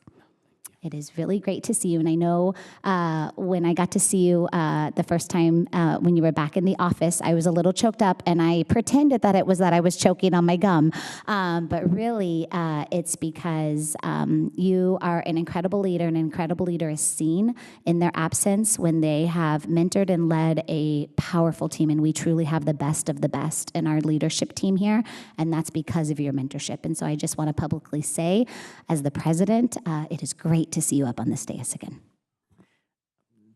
Thank you so very much, and just I will just pick that up as I unfortunately my youngest daughter suffered a very serious injury in her high school cross country race at the end of August, and that serious injury forced me to need to step away for a little over a month to support her and my family, and I am grateful that I was able to do so, and I just can't express the gratitude and the support that I had in doing so from the board. When I sent the first text informing them, instantly told me to take the time I needed to support my family and that not to worry about the school district, and never wavered during the whole absence of that. The incredible cabinet team we had that really continued to lead the district moving forward, because we work for the kids of the community, and so we don't get to not just do things. And so they stepped up and did an amazing job of making sure things occurred. And you saw that, whether you saw Deputy Superintendent Stahlheber sitting up here with like a day's notice to where you heard about the labor management work actually turning out better than ever, and just so deeply appreciative, not just for their professionalism and dedication, but for their personal support, meant a tremendous amount. And we talk a lot about what a great family this is, and things that we celebrated, like tonight celebrating 103 employees for 1,700 years of service. But I had an opportunity to really feel that family and support, and I and my family are just deeply grateful, and I am so glad to be back. And we also are just really wanting to acknowledge that even the work that we received the Golden Bell Award for the fentanyl awareness, that really that a lot of that credit goes to Sandeep's work. He not only took what we did in Rocklin and for our local community, but he helped make sure that gets spread throughout the state and nation. He spearheaded in getting our work and the Didiers and others to in front of California school public relations experts from throughout the state, and then at the national level as well. So really helping build their platform for the important work they want to do, not just here locally, but across the state and nation. So definitely that's above and beyond work.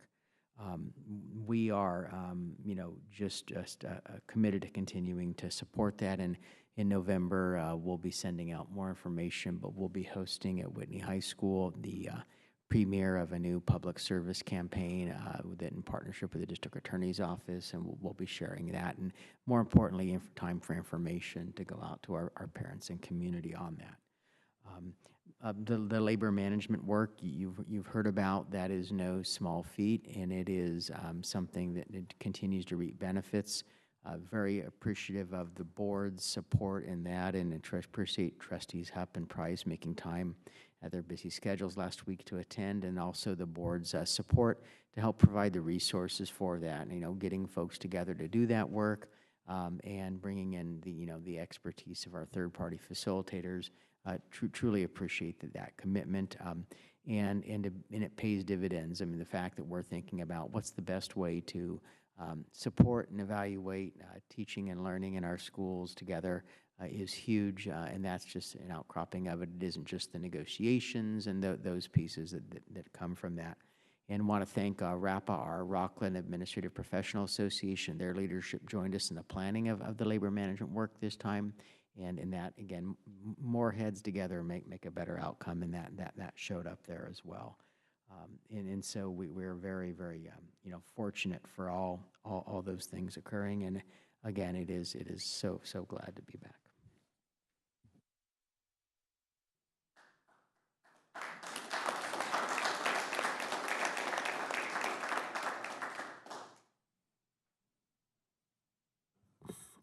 Thank you, Superintendent Stock, for your comments. And I hope that clap of appreciation right now is just a small token of you knowing how appreciative we truly, truly are. I know we got to share those words earlier with you, but again, just publicly want to say we so appreciate your leadership here. Okay, with that, we will move to our consent calendar. We'll now move to item 8.1. All matters listed under the consent calendar are to be considered routine and will be enacted by one motion followed by a roll call vote. There will be no separate discussion of these items unless the Board of Trustees requests specific items to be removed from the consent calendar for separate discussion and action. Any items removed will be voted upon following the motion to approve the consent calendar. Do any trustees wish to remove an item from the consent calendar for separate discussion and action? Okay, seeing none, is there a motion to approve the entire consent agenda? So moved. First by Trustee Sutherland. Is there a second? Second. Second by Trustee Counter. Georgia, will you please call the roll? Kylie Johnson. Yes. Julie Hupp. Yes. Rochelle Price. Yes. Derek Counter. Yes. Michelle Sutherland. Yes. Tiffany Sadoff. Yes. Motion passes. Thank you. Okay, we will now move to item 9.1. Dr. Tony Limoges, Associate Superintendent of Human Resources, will join us to present action on the 2024-2025 initial contract proposal from California School Employees Association, CSEA, and will hold a public hearing. Thank you, President Sadoff. Good evening, trustees, Superintendent Stock, Ms. Georgia. I have the pleasure tonight to present to you the CSEA and their formal request, their proposal for negotiations for the 2024-2025 contract year. One of the requirements, this is, I share this with you guys every year, but I'm also kind of sharing this for the public. Requirements for collective bargaining is that the proposal is presented during an open board meeting, giving the board the opportunity to ask questions, make comments, but also gives the public an opportunity to ask questions and make comments on the proposal provided by either the district or the collective bargaining group. Oftentimes that's referred to as the sunshine process, which is much easier than what I just shared with you. But so tonight I'm presenting CSEA's sunshine proposal. So as you can see, the district has provided the CSEA's attached proposal or their sunshine for acceptance by the Board of Trustees. If you have any questions, be glad to answer them. But also what I would ask the board is if the proposal accepted prior to anything asking for comments, that we have a public hearing to accept any comments from the public regarding the School Employees Association and Rocklin Unified District's initial contract proposal. So I ask that you please hold a public hearing for any comment. If there's any questions from the board, I will be glad to answer them. Not ask them. Okay. I now officially open a public hearing on the 2024-25 initial contract proposal from California School Employees Association, CSEA. Not seeing any public comment regarding this item. Final call for public comment. I will now officially close the public hearing. Thank you, President Safoff. So I request a motion to take action on the 2024-2025 initial contract proposal from California School Employees Association, CSEA. Any board comments or questions? Okay, seeing none, is there a motion?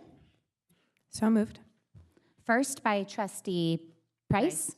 Second. Second by Trustee Hupp. Georgia, will you please call the roll? Kylie Johnson, Yes.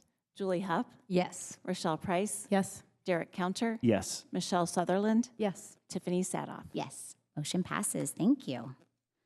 Okay, you don't get to go too far because we're moving to item 9.2. Dr. Limoges, will you please continue now with action on Rocklin Unified School District's RUSD 24-25 initial contract proposal to California School Employees Association, CSEA, and hold a public hearing. Thank you, President Sadoff. So the reality is this is just the other side of the coin. Collective bargaining law requires the district's proposal to also be subject to a public hearing. I'm glad to answer any questions, and then if so, I will recommend a motion. So I request that a hearing would be opened on the proposal from Rocklin Unified School District. I now officially open a public hearing to hear comments on the Rocklin Unified School District's RUSD 24-25 initial contract proposal to California School Employees Association, CSEA. See no public comment. Final call for public comment on this item. I will now officially close the public hearing. Thank you, President Sadoff. I will recommend motion to take action on Rocklin Unified School District's 2024-2005 initial contract proposal to California School Employees Association, CSEA. So moved. First by Trustee Hupp. Second. Second by Trustee Counter. Georgia, will you please call the roll? Kylie Johnson, Yes. Julie Hupp, Yes. Rochelle Price, Yes. Derek Counter, Yes. Michelle Sutherland, Yes. Tiffany Sadoff. Yes. Motion passes. Thank you. Thank you. And just for the information of the public, this now means that we can commence negotiations with CSEA for the 2024-2025 school year. Thank you. Thank you, Dr. Limoges, not only for the great information, but also for the work, the great work that I'm sure will come about the negotiations, and we look forward to hearing more. Okay, at this item, we will move now, or at this time, we'll now move to item 10.1, our technology services update. This is an information item. I'd like to welcome Ryan Johnson, our Chief Technology Officer, who will present us with information on our technology services update. Thank you, President Sadoff, trustees, Superintendent Stock. Thank you so much for the opportunity to share with you an update for technology. Let me get back here. Looks like we left it in our practice. We left it on the last slide there. I'm honored to be able to share this with you, and as you can see from the title slide, you don't only get to hear from me, but the real stars of the show tonight are going to be Paul Werner and his students who will be able to come up and share some information about the amazing work that they do too.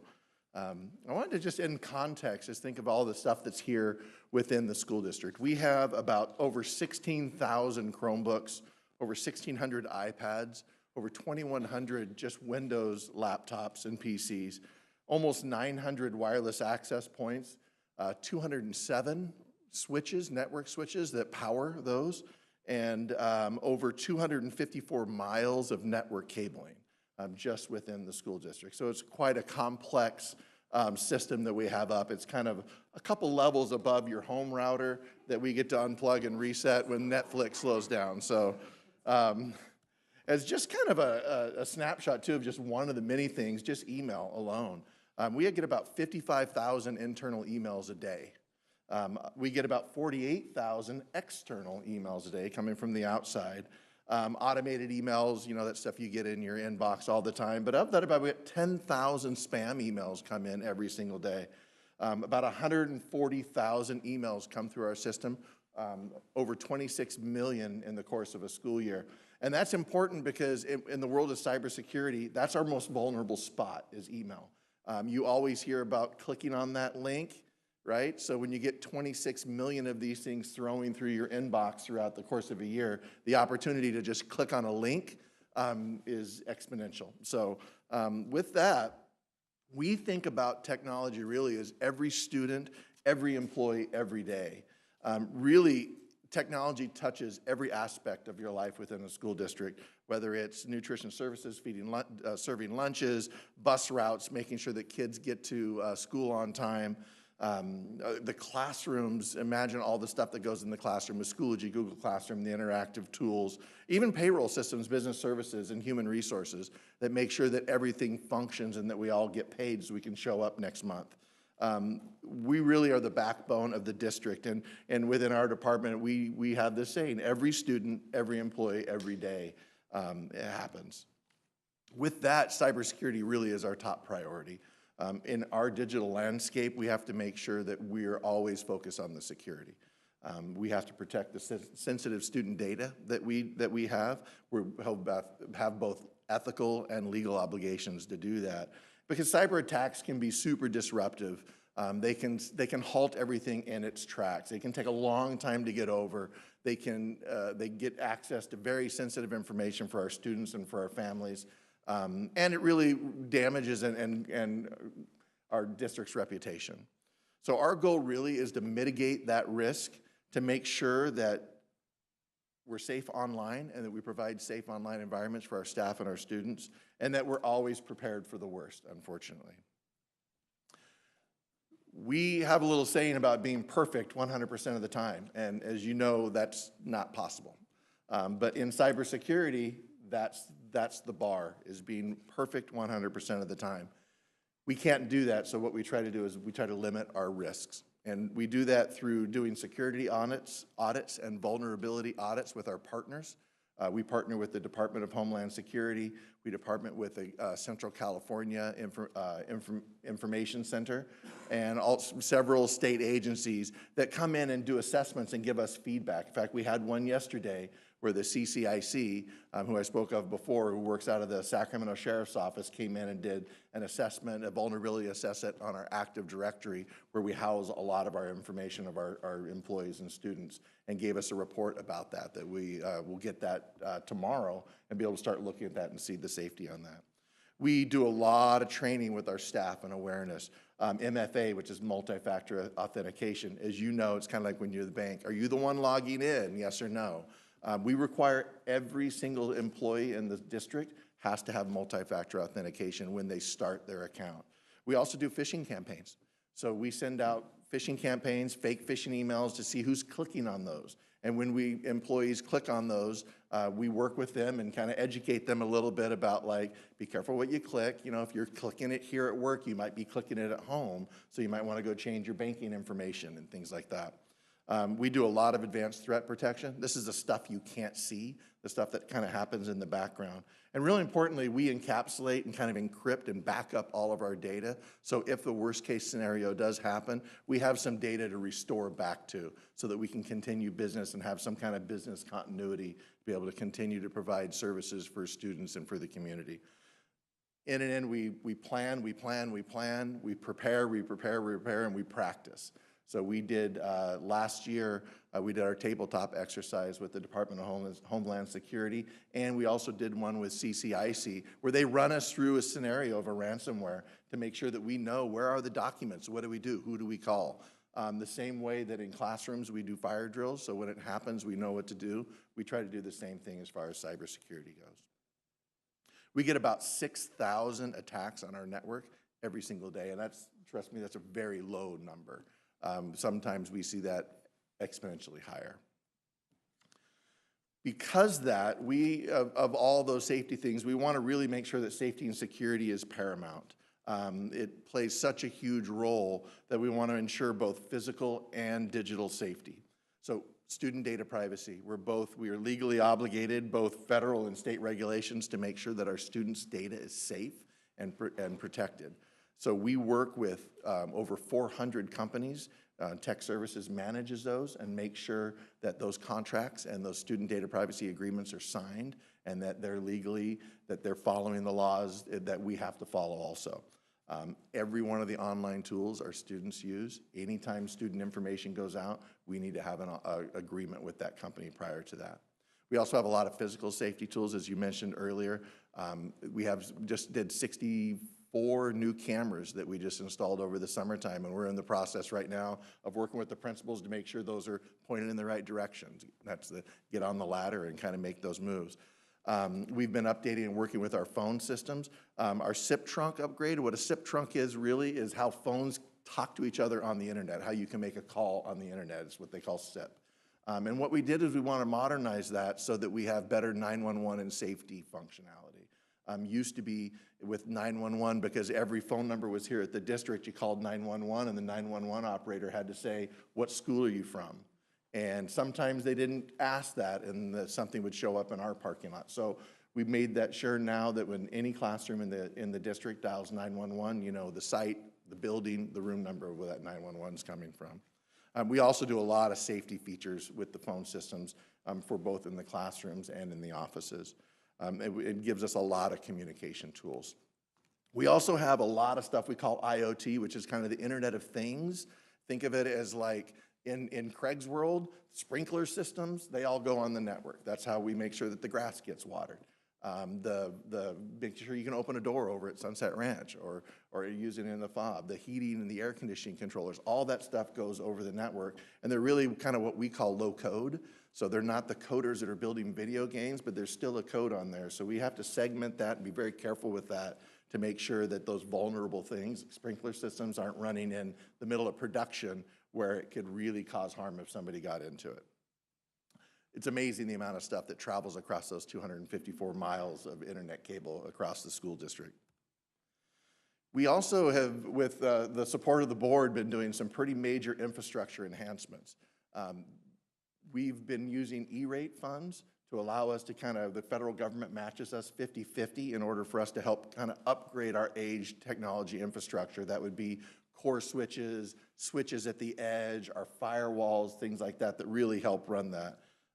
We also have been trying to move a lot of things into the cloud. You got to be careful with that because you don't just throw everything to the cloud because there's a cost every time you're throwing data back and forth. One of the things that we just did last year is we moved our ARIES student information system into the cloud. It's been on-prem or in our servers for 20 plus years. And as that data gets more and more secure, we move that into a place that's a little bit more secure and has more funds to keep that done. And so that was last year we did that. We've done, like I said, some pretty incredible network upgrades with our switches, our wireless access points, and these are kind of necessary to make sure that we keep providing the bandwidth out into the classrooms and with the school to make sure that it's a solid, good structure. And we also, today, Glenn Baker just kind of wrapped up our backup power system. So we're putting battery backups in all the front offices of all the schools so that we have 3 hours of runtime in case of a power outage. And so what that means is those front offices, their phone systems and their internet will stay up for up to 3 hours when the power goes down, so they're not stuck. One of the downsides of VoIP or running your phone over your network is when the power goes down and the network shuts down, so do the phones. So we got to make sure that we have that taken care of in an emergency. So we kind of do all these measures to kind of make sure that we are ensuring that we have good communication and that all of our critical systems are up and functional for business continuity. We also kind of add a lot of stuff in the background to really make sure that our network is secure and that we have data protection. One of those is our firewall. We've upgraded our firewalls into a next generation firewall. We actually have 2 of them. And what the firewall does really is it keeps people out. It's the whole idea of it is keep the bad guys who are trying to penetrate the network, keep them out. And that's really the function of the firewall. We now have 2 of those as part of our rollover network design. So back post-COVID, we got hit with some DDoS attacks, which would shut our whole network down for 7-8 hours at a time, flood it with a denial of service attack. So what we have one internet provider coming into the district office and another one coming into our second site at one of the high schools. And those are two different, one wave and consolidated. So if one system goes down, the whole district rolls over to the other one, so you don't see that disruption of service. We also do a lot of data protection and backup, like I had mentioned earlier, to make sure that all of our data is safe and we can access it in case of an emergency. One of the exciting things we've done in the last year too is kind of start moving to going paperless. Really, Dr. Limoges and the Human Resources Department has been really key in this. They really led taking all these systems, all these processes we had on stacks of paper and moving them into a digital workflow. And I think, Tony, his department has moved, I would say probably 90% of their workflow has been moved over to a paperless workflow. And it allows us to really see what's going on, gives us better analytics into it, and allows it to move quicker through the system instead of having to put a piece of paper in the pony and put it in an envelope and drive it across town to have somebody sign it. I put a link on there for you that kind of shows examples of some of those forms that we've updated. With all of this, we have to be really concerned about our refresh cycle. And we need to plan not only for this year, but in advance in 5 years. Physical stewardship and planning kind of ensures us to be, that we do the best we can with the investments we need to do with technology. So it's just kind of an example. You can see Chromebooks. They're about 8 to 10 years for a Chromebook when you buy them brand new. Our AV systems, which are our projectors, our speakers, our dot cameras, those are about 10 years before they start to fail. Network switches, which we just did, they're about 7 to 10 years. Wireless access points, about 5 to 7 years, and our cabling, about 15 to 20 years, most of which was installed when the schools were built. So we not only look at this year when we're planning, we're looking at the next 2 to 3 years, and we're looking at the next 4 and 5 years, because we know what our goals are, we know what the direction of the board is to do and to how to keep this, but we also need to be prepared for kind of the fiscal realities of what comes down. So we need to be very aware of how we're spending that and how we're planning those. All right, I got through that as good as I can, because the best part of the show is Mr. Warner and his students, and they're going to share with you what they do to help our school district really function. And I really mean function. They'll be humble about it, but they repair 1,000 Chromebooks a year, and they cost us about $100 every time we have to send that out. And they are doing it for TK-12. So it's just one of the very small things that they do. So Mr. Werner, you and your team can come up, and I'll let him kind of introduce it, and then you get to have the opportunity to have the students kind of share with you the amazing stuff that they do.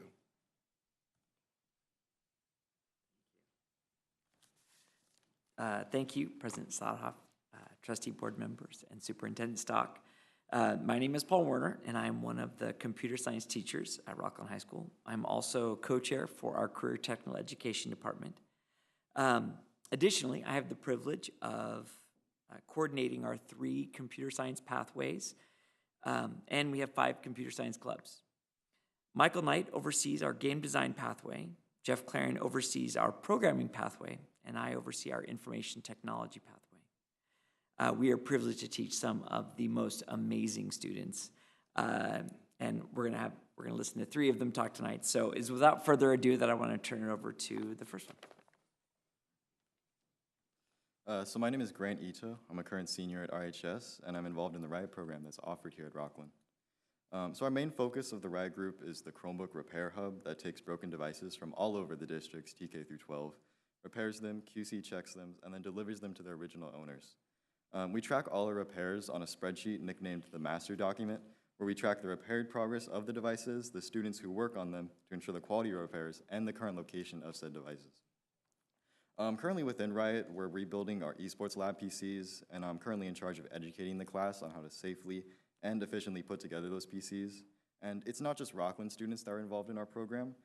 Currently, Uday Balhan, a student from Whitney, is commuting every other day to our Riot period to help participate and lead the class. Yeah. And so the reason we're able to work on these projects and be successful is due to the sprint cycles that we participate in. We work to employ agile principles and some form of Kanban boards to complete daily deliverables and overall end goals with the idea of self-improvement in mind. And I'll let Bhavya talk more about that. Hello, everyone. My name is Bhavya Sridhar, and I'm currently a senior at Rocklin High School. First and foremost, I'd like to thank you all for having us here today. Going off of what Grant said, after we finish the sprint cycle, each team holds a retrospective, and then the managers hold one-on-one evaluation meetings with their employees to discuss the completion of goals and how successful they were in achieving their deliverables. This also gives us a chance for managers to interact with their employees individually and clarify any questions or concerns they may have. Now I'm going to kind of switch gears and focus on the clubs aspect. I'd like to start off by saying I believe that our clubs truly reinforce the knowledge we've all gained from attending the STEM classes at RHS, as the leaders of these clubs are predominantly students that have completed at least one STEM pathway at RHS, if not multiple. I've been the president of Girls Who Code at our high school for 2 years now, and I've been involved since my freshman year. Girls Who Code aims to create a workspace for female students to come together to better their coding skills, network with one another, and do projects for the school. An example is when we coded the homecoming lights for our homecoming dance. Girls Who Code welcomes members of all ages with different levels of coding experience, from beginners all the way to advanced. From my freshman year to today, we have managed to grow our club from 4 members all the way to roughly 30 members through our continuous efforts. With the help of our out-of-campus advisor at HPE, Mr. Robert McAdams, he has provided us with huge opportunities such as boot camps at HPE, where we code together for roughly 5 hours in order to prepare for HPE Code Wars and just better our coding skills.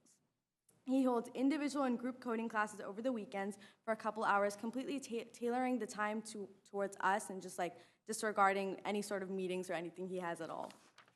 He has been a huge help with connecting with our alumni at universities like Harvard and UPenn to gain insight on how college is and how their experiences are. He's also helped with arranging visits to other companies, example HPE, Google, and we're in the process of arranging a trip to NASA. While visiting HPE, he gave us a tour of the entire company and introduced us to some of his own colleagues. He also gave us the opportunity to network with high-ranking executives from all companies, including an HPE executive, Lily Gassner. By having Mr. McAdams in Girls Who Code, he has branched us out to other clubs and classes, which Grant will tell you a little bit more about. So I had the amazing opportunity to participate in the pilot program for the HPE certification program, and it was an educational and fun experience overall. And it was really challenging because we had to work in a high-stress environment where we had to complete deliverables every 2 hours while working under changing requirements from management, as well as purposely implemented challenges presented by Mr. McAdams intended to steer us off course. And it was overall an amazing course that provides the eye-opening experience of that high-stress work environment. So it was a really cool experience for me.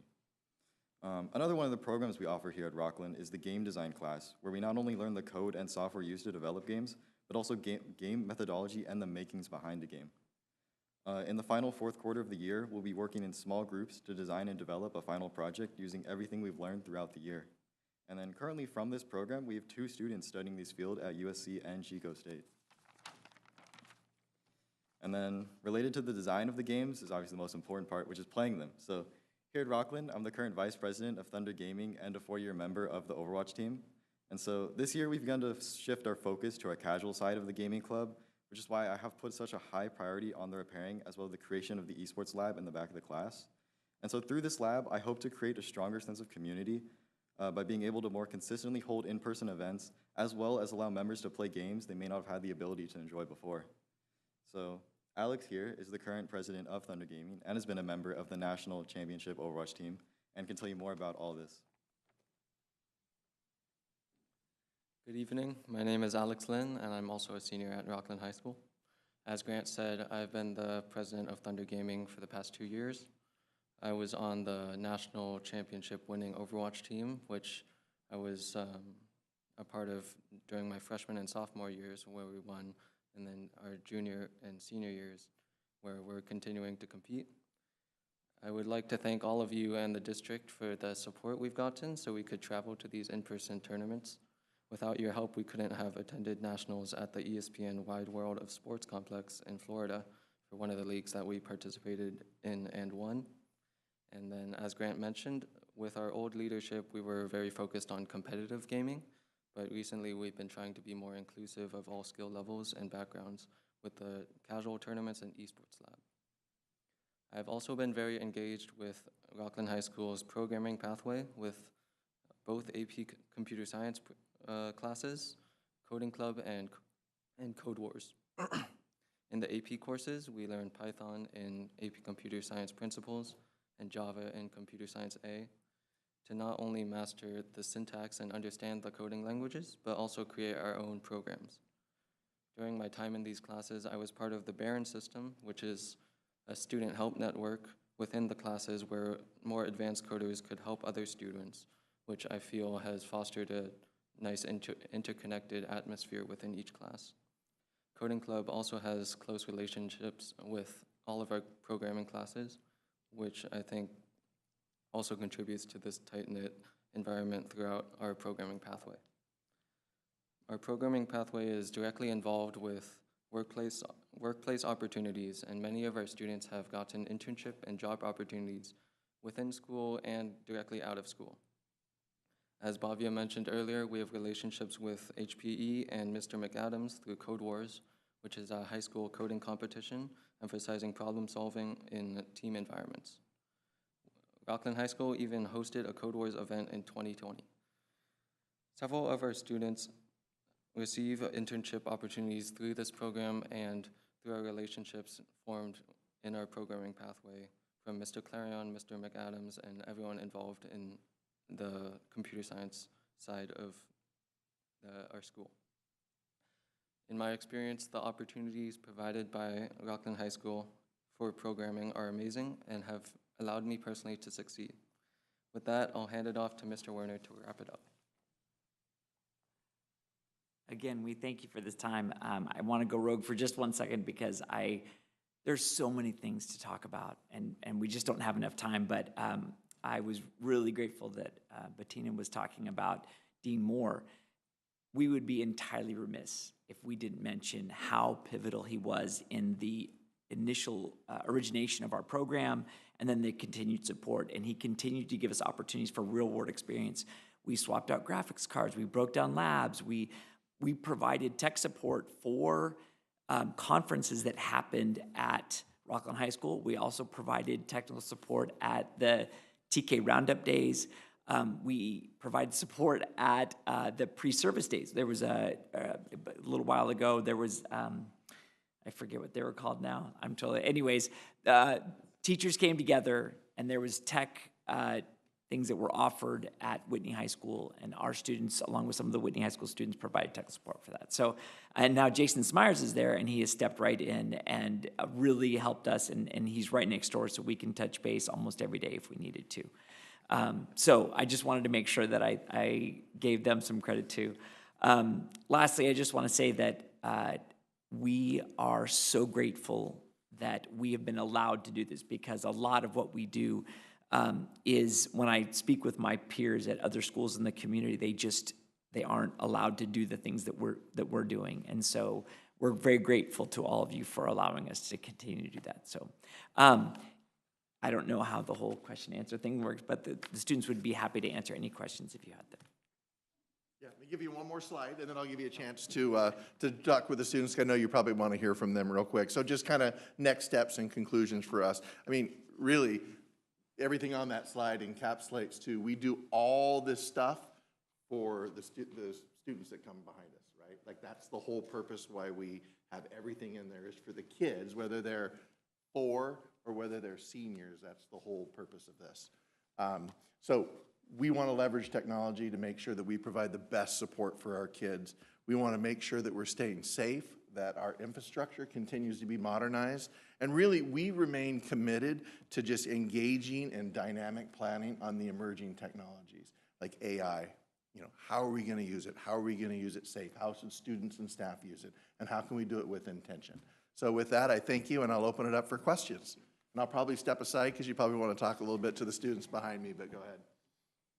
So, thank you. So I'll say I apologize that you guys had to sit through all the business stuff and all that. This is the way to have the best for last, but next time we'll move them up a little further. But so thank you for that. Amazing work that you guys do to the little things like working on the computers and fixing the Chromebooks. I do have one question, but I'll let it sit for a little bit. But just that is really, really neat to see, for you guys to be engaged with that, to make those improvements, to save the district some money. But I think just that full circle of taking care of yourself is a great thing. I leaned over to Tiffany when you guys were speaking, and I was like, I would hire them, all of them right now if I was running my IT company. So thank you for that. My one joke comment at the end, because you guys fix them all.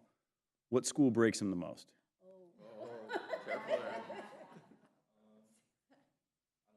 Oh, come on. I'm sure there's some data back there that says, oh my gosh. So what happens is, because we're on Rocklin High School's campus, anytime something happens, a Rocklin High School kid just walks in. Yeah, so we probably fix more Rocklin High School Chromebooks than any, only because they're right there, right next door, whatever, yeah. I would also add with this is that when we get rid of our old Chromebooks, they harvest the screens because they figured out like which parts in the old ones work in the new ones. So we have about 4,000 screens that are in boxes that we've harvested out. And let me tell you, the one thing that breaks on a Chromebook more than anything else is screens, because they're going in backpacks, they're getting dropped. So instead of paying $80 for a screen, we can just reach in a box and know which one. Well, I don't know which one, but they know which one to grab. So it's pretty amazing. So because I'm interested in how this program moves forward into the future, I am curious what each of you are planning to use this for in your future, for your college major or for your career. You can go up to the microphone so they can hear you. Thank you for your question. I think that, honestly, the most I've learned is from Mr. Warner. I have to give like everything, every single step of the way I've learned from him, and how he manages his class and how he treats us all like we're equals. And I want to use that going forward. I want to look at the people that maybe work below me or work alongside me. Like, I want to make sure that we're all equal and we're all like working towards the same goal and we're working together. And that's honestly the biggest thing that I'll take away from his class, just because he's an incredible teacher. And there's just so many amazing qualities that I can learn from him and that I want to carry forward in my major, in college, and even in work. So for me, my love for programming, I guess, really started in high school when I was taking these courses, and I'm actually planning to major in computer science for college. So wish me luck in the applications. Yeah, so I have to thank Rocklin High School and the district as a whole for really motivating me to learn more about computer science and programming as a whole.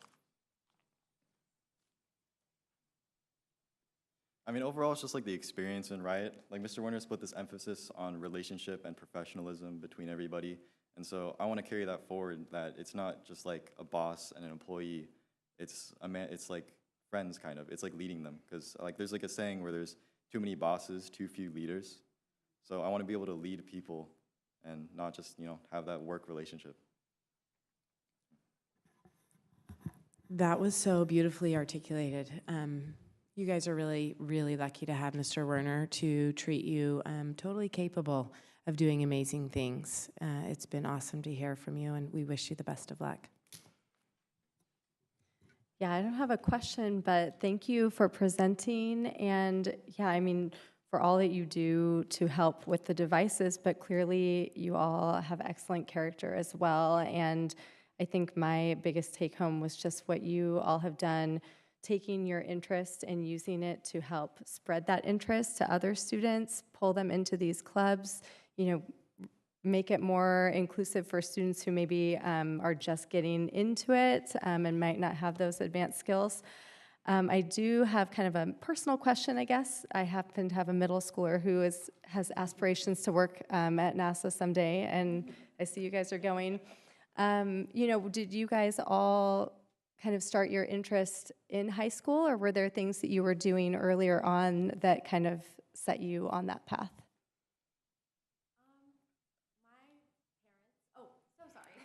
Let me start. My parents are both, well, my dad is working in IT. Like, he's been in IT his whole life. And I feel like from day one, my choices were like, okay, do you want to do medicine? Do you want to do IT? Or do you want to do like something else? And so like, there were really only 3 choices, and obviously I chose the easier path. But when I started off in Granite Oaks, I was like, oh, this isn't for me. And then I joined Mr. Warner's, and I'm gonna bring him again. Like, I really am. But I joined his cybersecurity class, and I was like, this is what I want to do. But also, like, he played a huge part in that. Like, it wasn't like purely interest, but it was like the way he just held the class and the way he just kind of motivated you to keep going. I didn't like coding. I still don't. But honestly, like, if anything, like, I learned so much more than just coding. I walked in with like, oh my God, I have to know how to code, I have to love it, I have to do it 24/7. But at the end of the day, it's like, that's not all there is to computer science. Like, you don't need to be a coder. You don't need to only, do programming all the time. You can just do so many other things. You can do design, you can do the back end, you can do security, you can do cybersecurity, stuff like that. So I think finding your passion and finding what you like is probably the biggest thing. So for me, it started in my childhood, I guess, because I've been around computers for my whole life, which might not be relatable, but like I've been playing video games since a very young age, so eventually that blossomed into curiosity, and I wondered, like, how do these games even work? So Granite Oaks, I took a 1-semester coding class, and then that spiraled into my career in high school, I guess, with all these AP courses, cybersecurity, these clubs, and my experience has been pretty amazing with this side of computer science. I have a pretty similar experience. It was just in middle school, I wanted to try out a bunch of new stuff, so I tried like the manufacturing technologies class. I didn't really like that, but then I tried the computer science class, and I really enjoyed that, so I started to delve deeper into that in high school.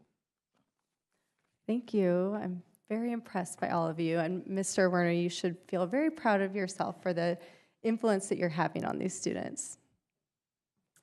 Yeah, I have to say, I am just so incredibly impressed. As a mom of 4, I just want to know, will you come speak to my children at some point? Because this is just brilliant.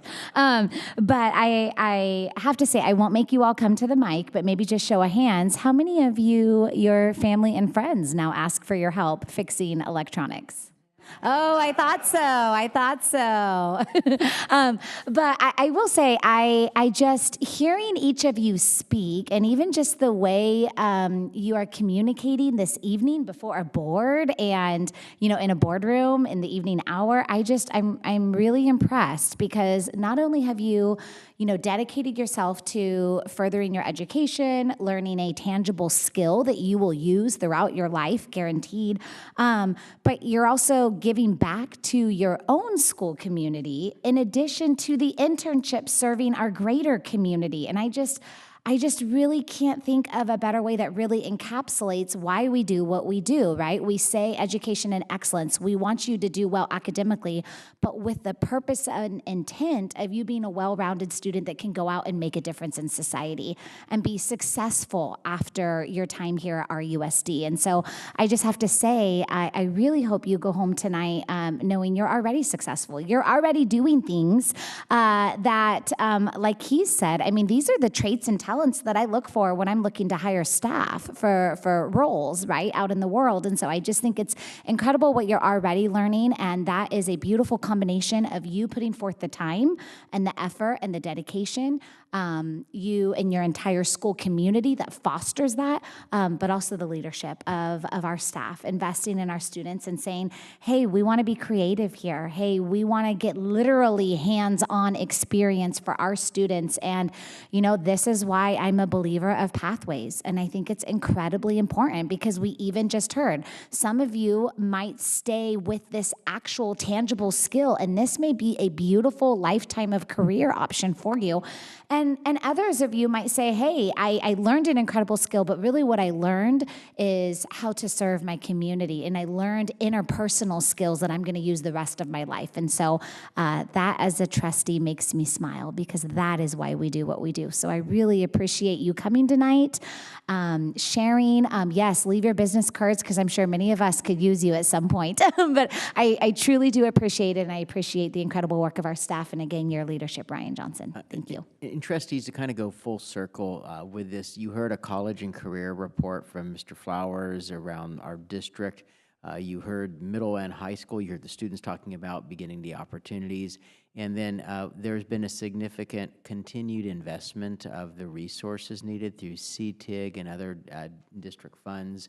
I remember when Paul was starting this 9 years ago, sitting in a classroom at Rocklin High School as he was beginning this, and then to see it here with a couple hundred students, the passion that's there is a tribute to Paul, to your leadership, and then the continued support that goes into it. I know you'd be the first to say there's not just you, but you clearly are making an impression it's amazing. But this is where we talk about a lot of the pieces we do, but this shows the sustained investment that's occurred in this district on career pathways and education that has resulted in this. This isn't something you can just do in a year or 2 years, and you really see the benefit of this, and that's the type of thing I think any parent wants for their kids, and I'm also proud that we include the other high school students, so we make sure it's accessible throughout our district, and this is just one of the many pathways we have, and so we do appreciate that, but that is when we talk about passing a budget, we talk about the whole impact, that this is like the living example of what we want. Well, thank you again. We so appreciate the incredible work.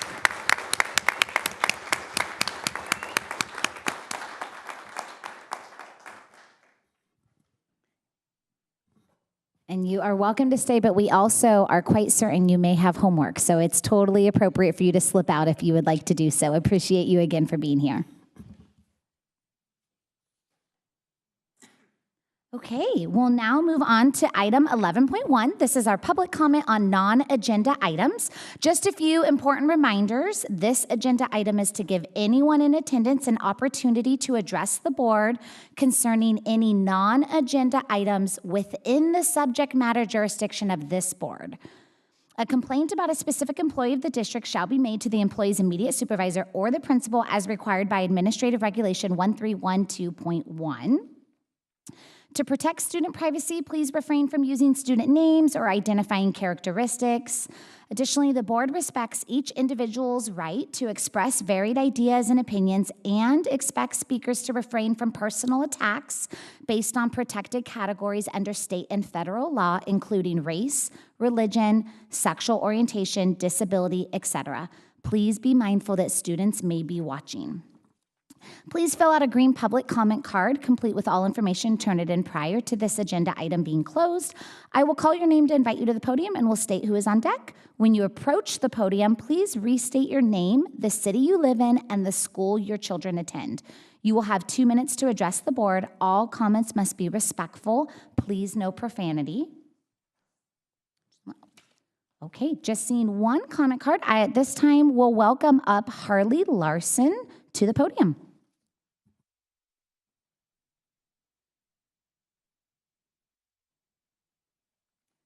Hello, everyone. Harley Larson, Rocklin Breen. I could talk about a lot of things, illegal policies, etc., but the only thing that really matters is asking yourself, who do you trust? We're going to be voting for the school board and a lot of other offices here, and I think the biggest thing to remember is that the Rocklin Teachers Professional Association has endorsed Jen Brookover and Price Johnson rather than our sitting board members. Our teachers, Rocklin teachers, who help our kids grow, who come to these board meetings to share their updates, who more often than not are treated with disrespect by this board majority, as you heard earlier tonight. Our teachers want this board to change, and I, for one, trust our teachers. Please join Rocklin parents and teachers in voting for the RTPA's preferred candidates, Jen Brookover and Price Johnson.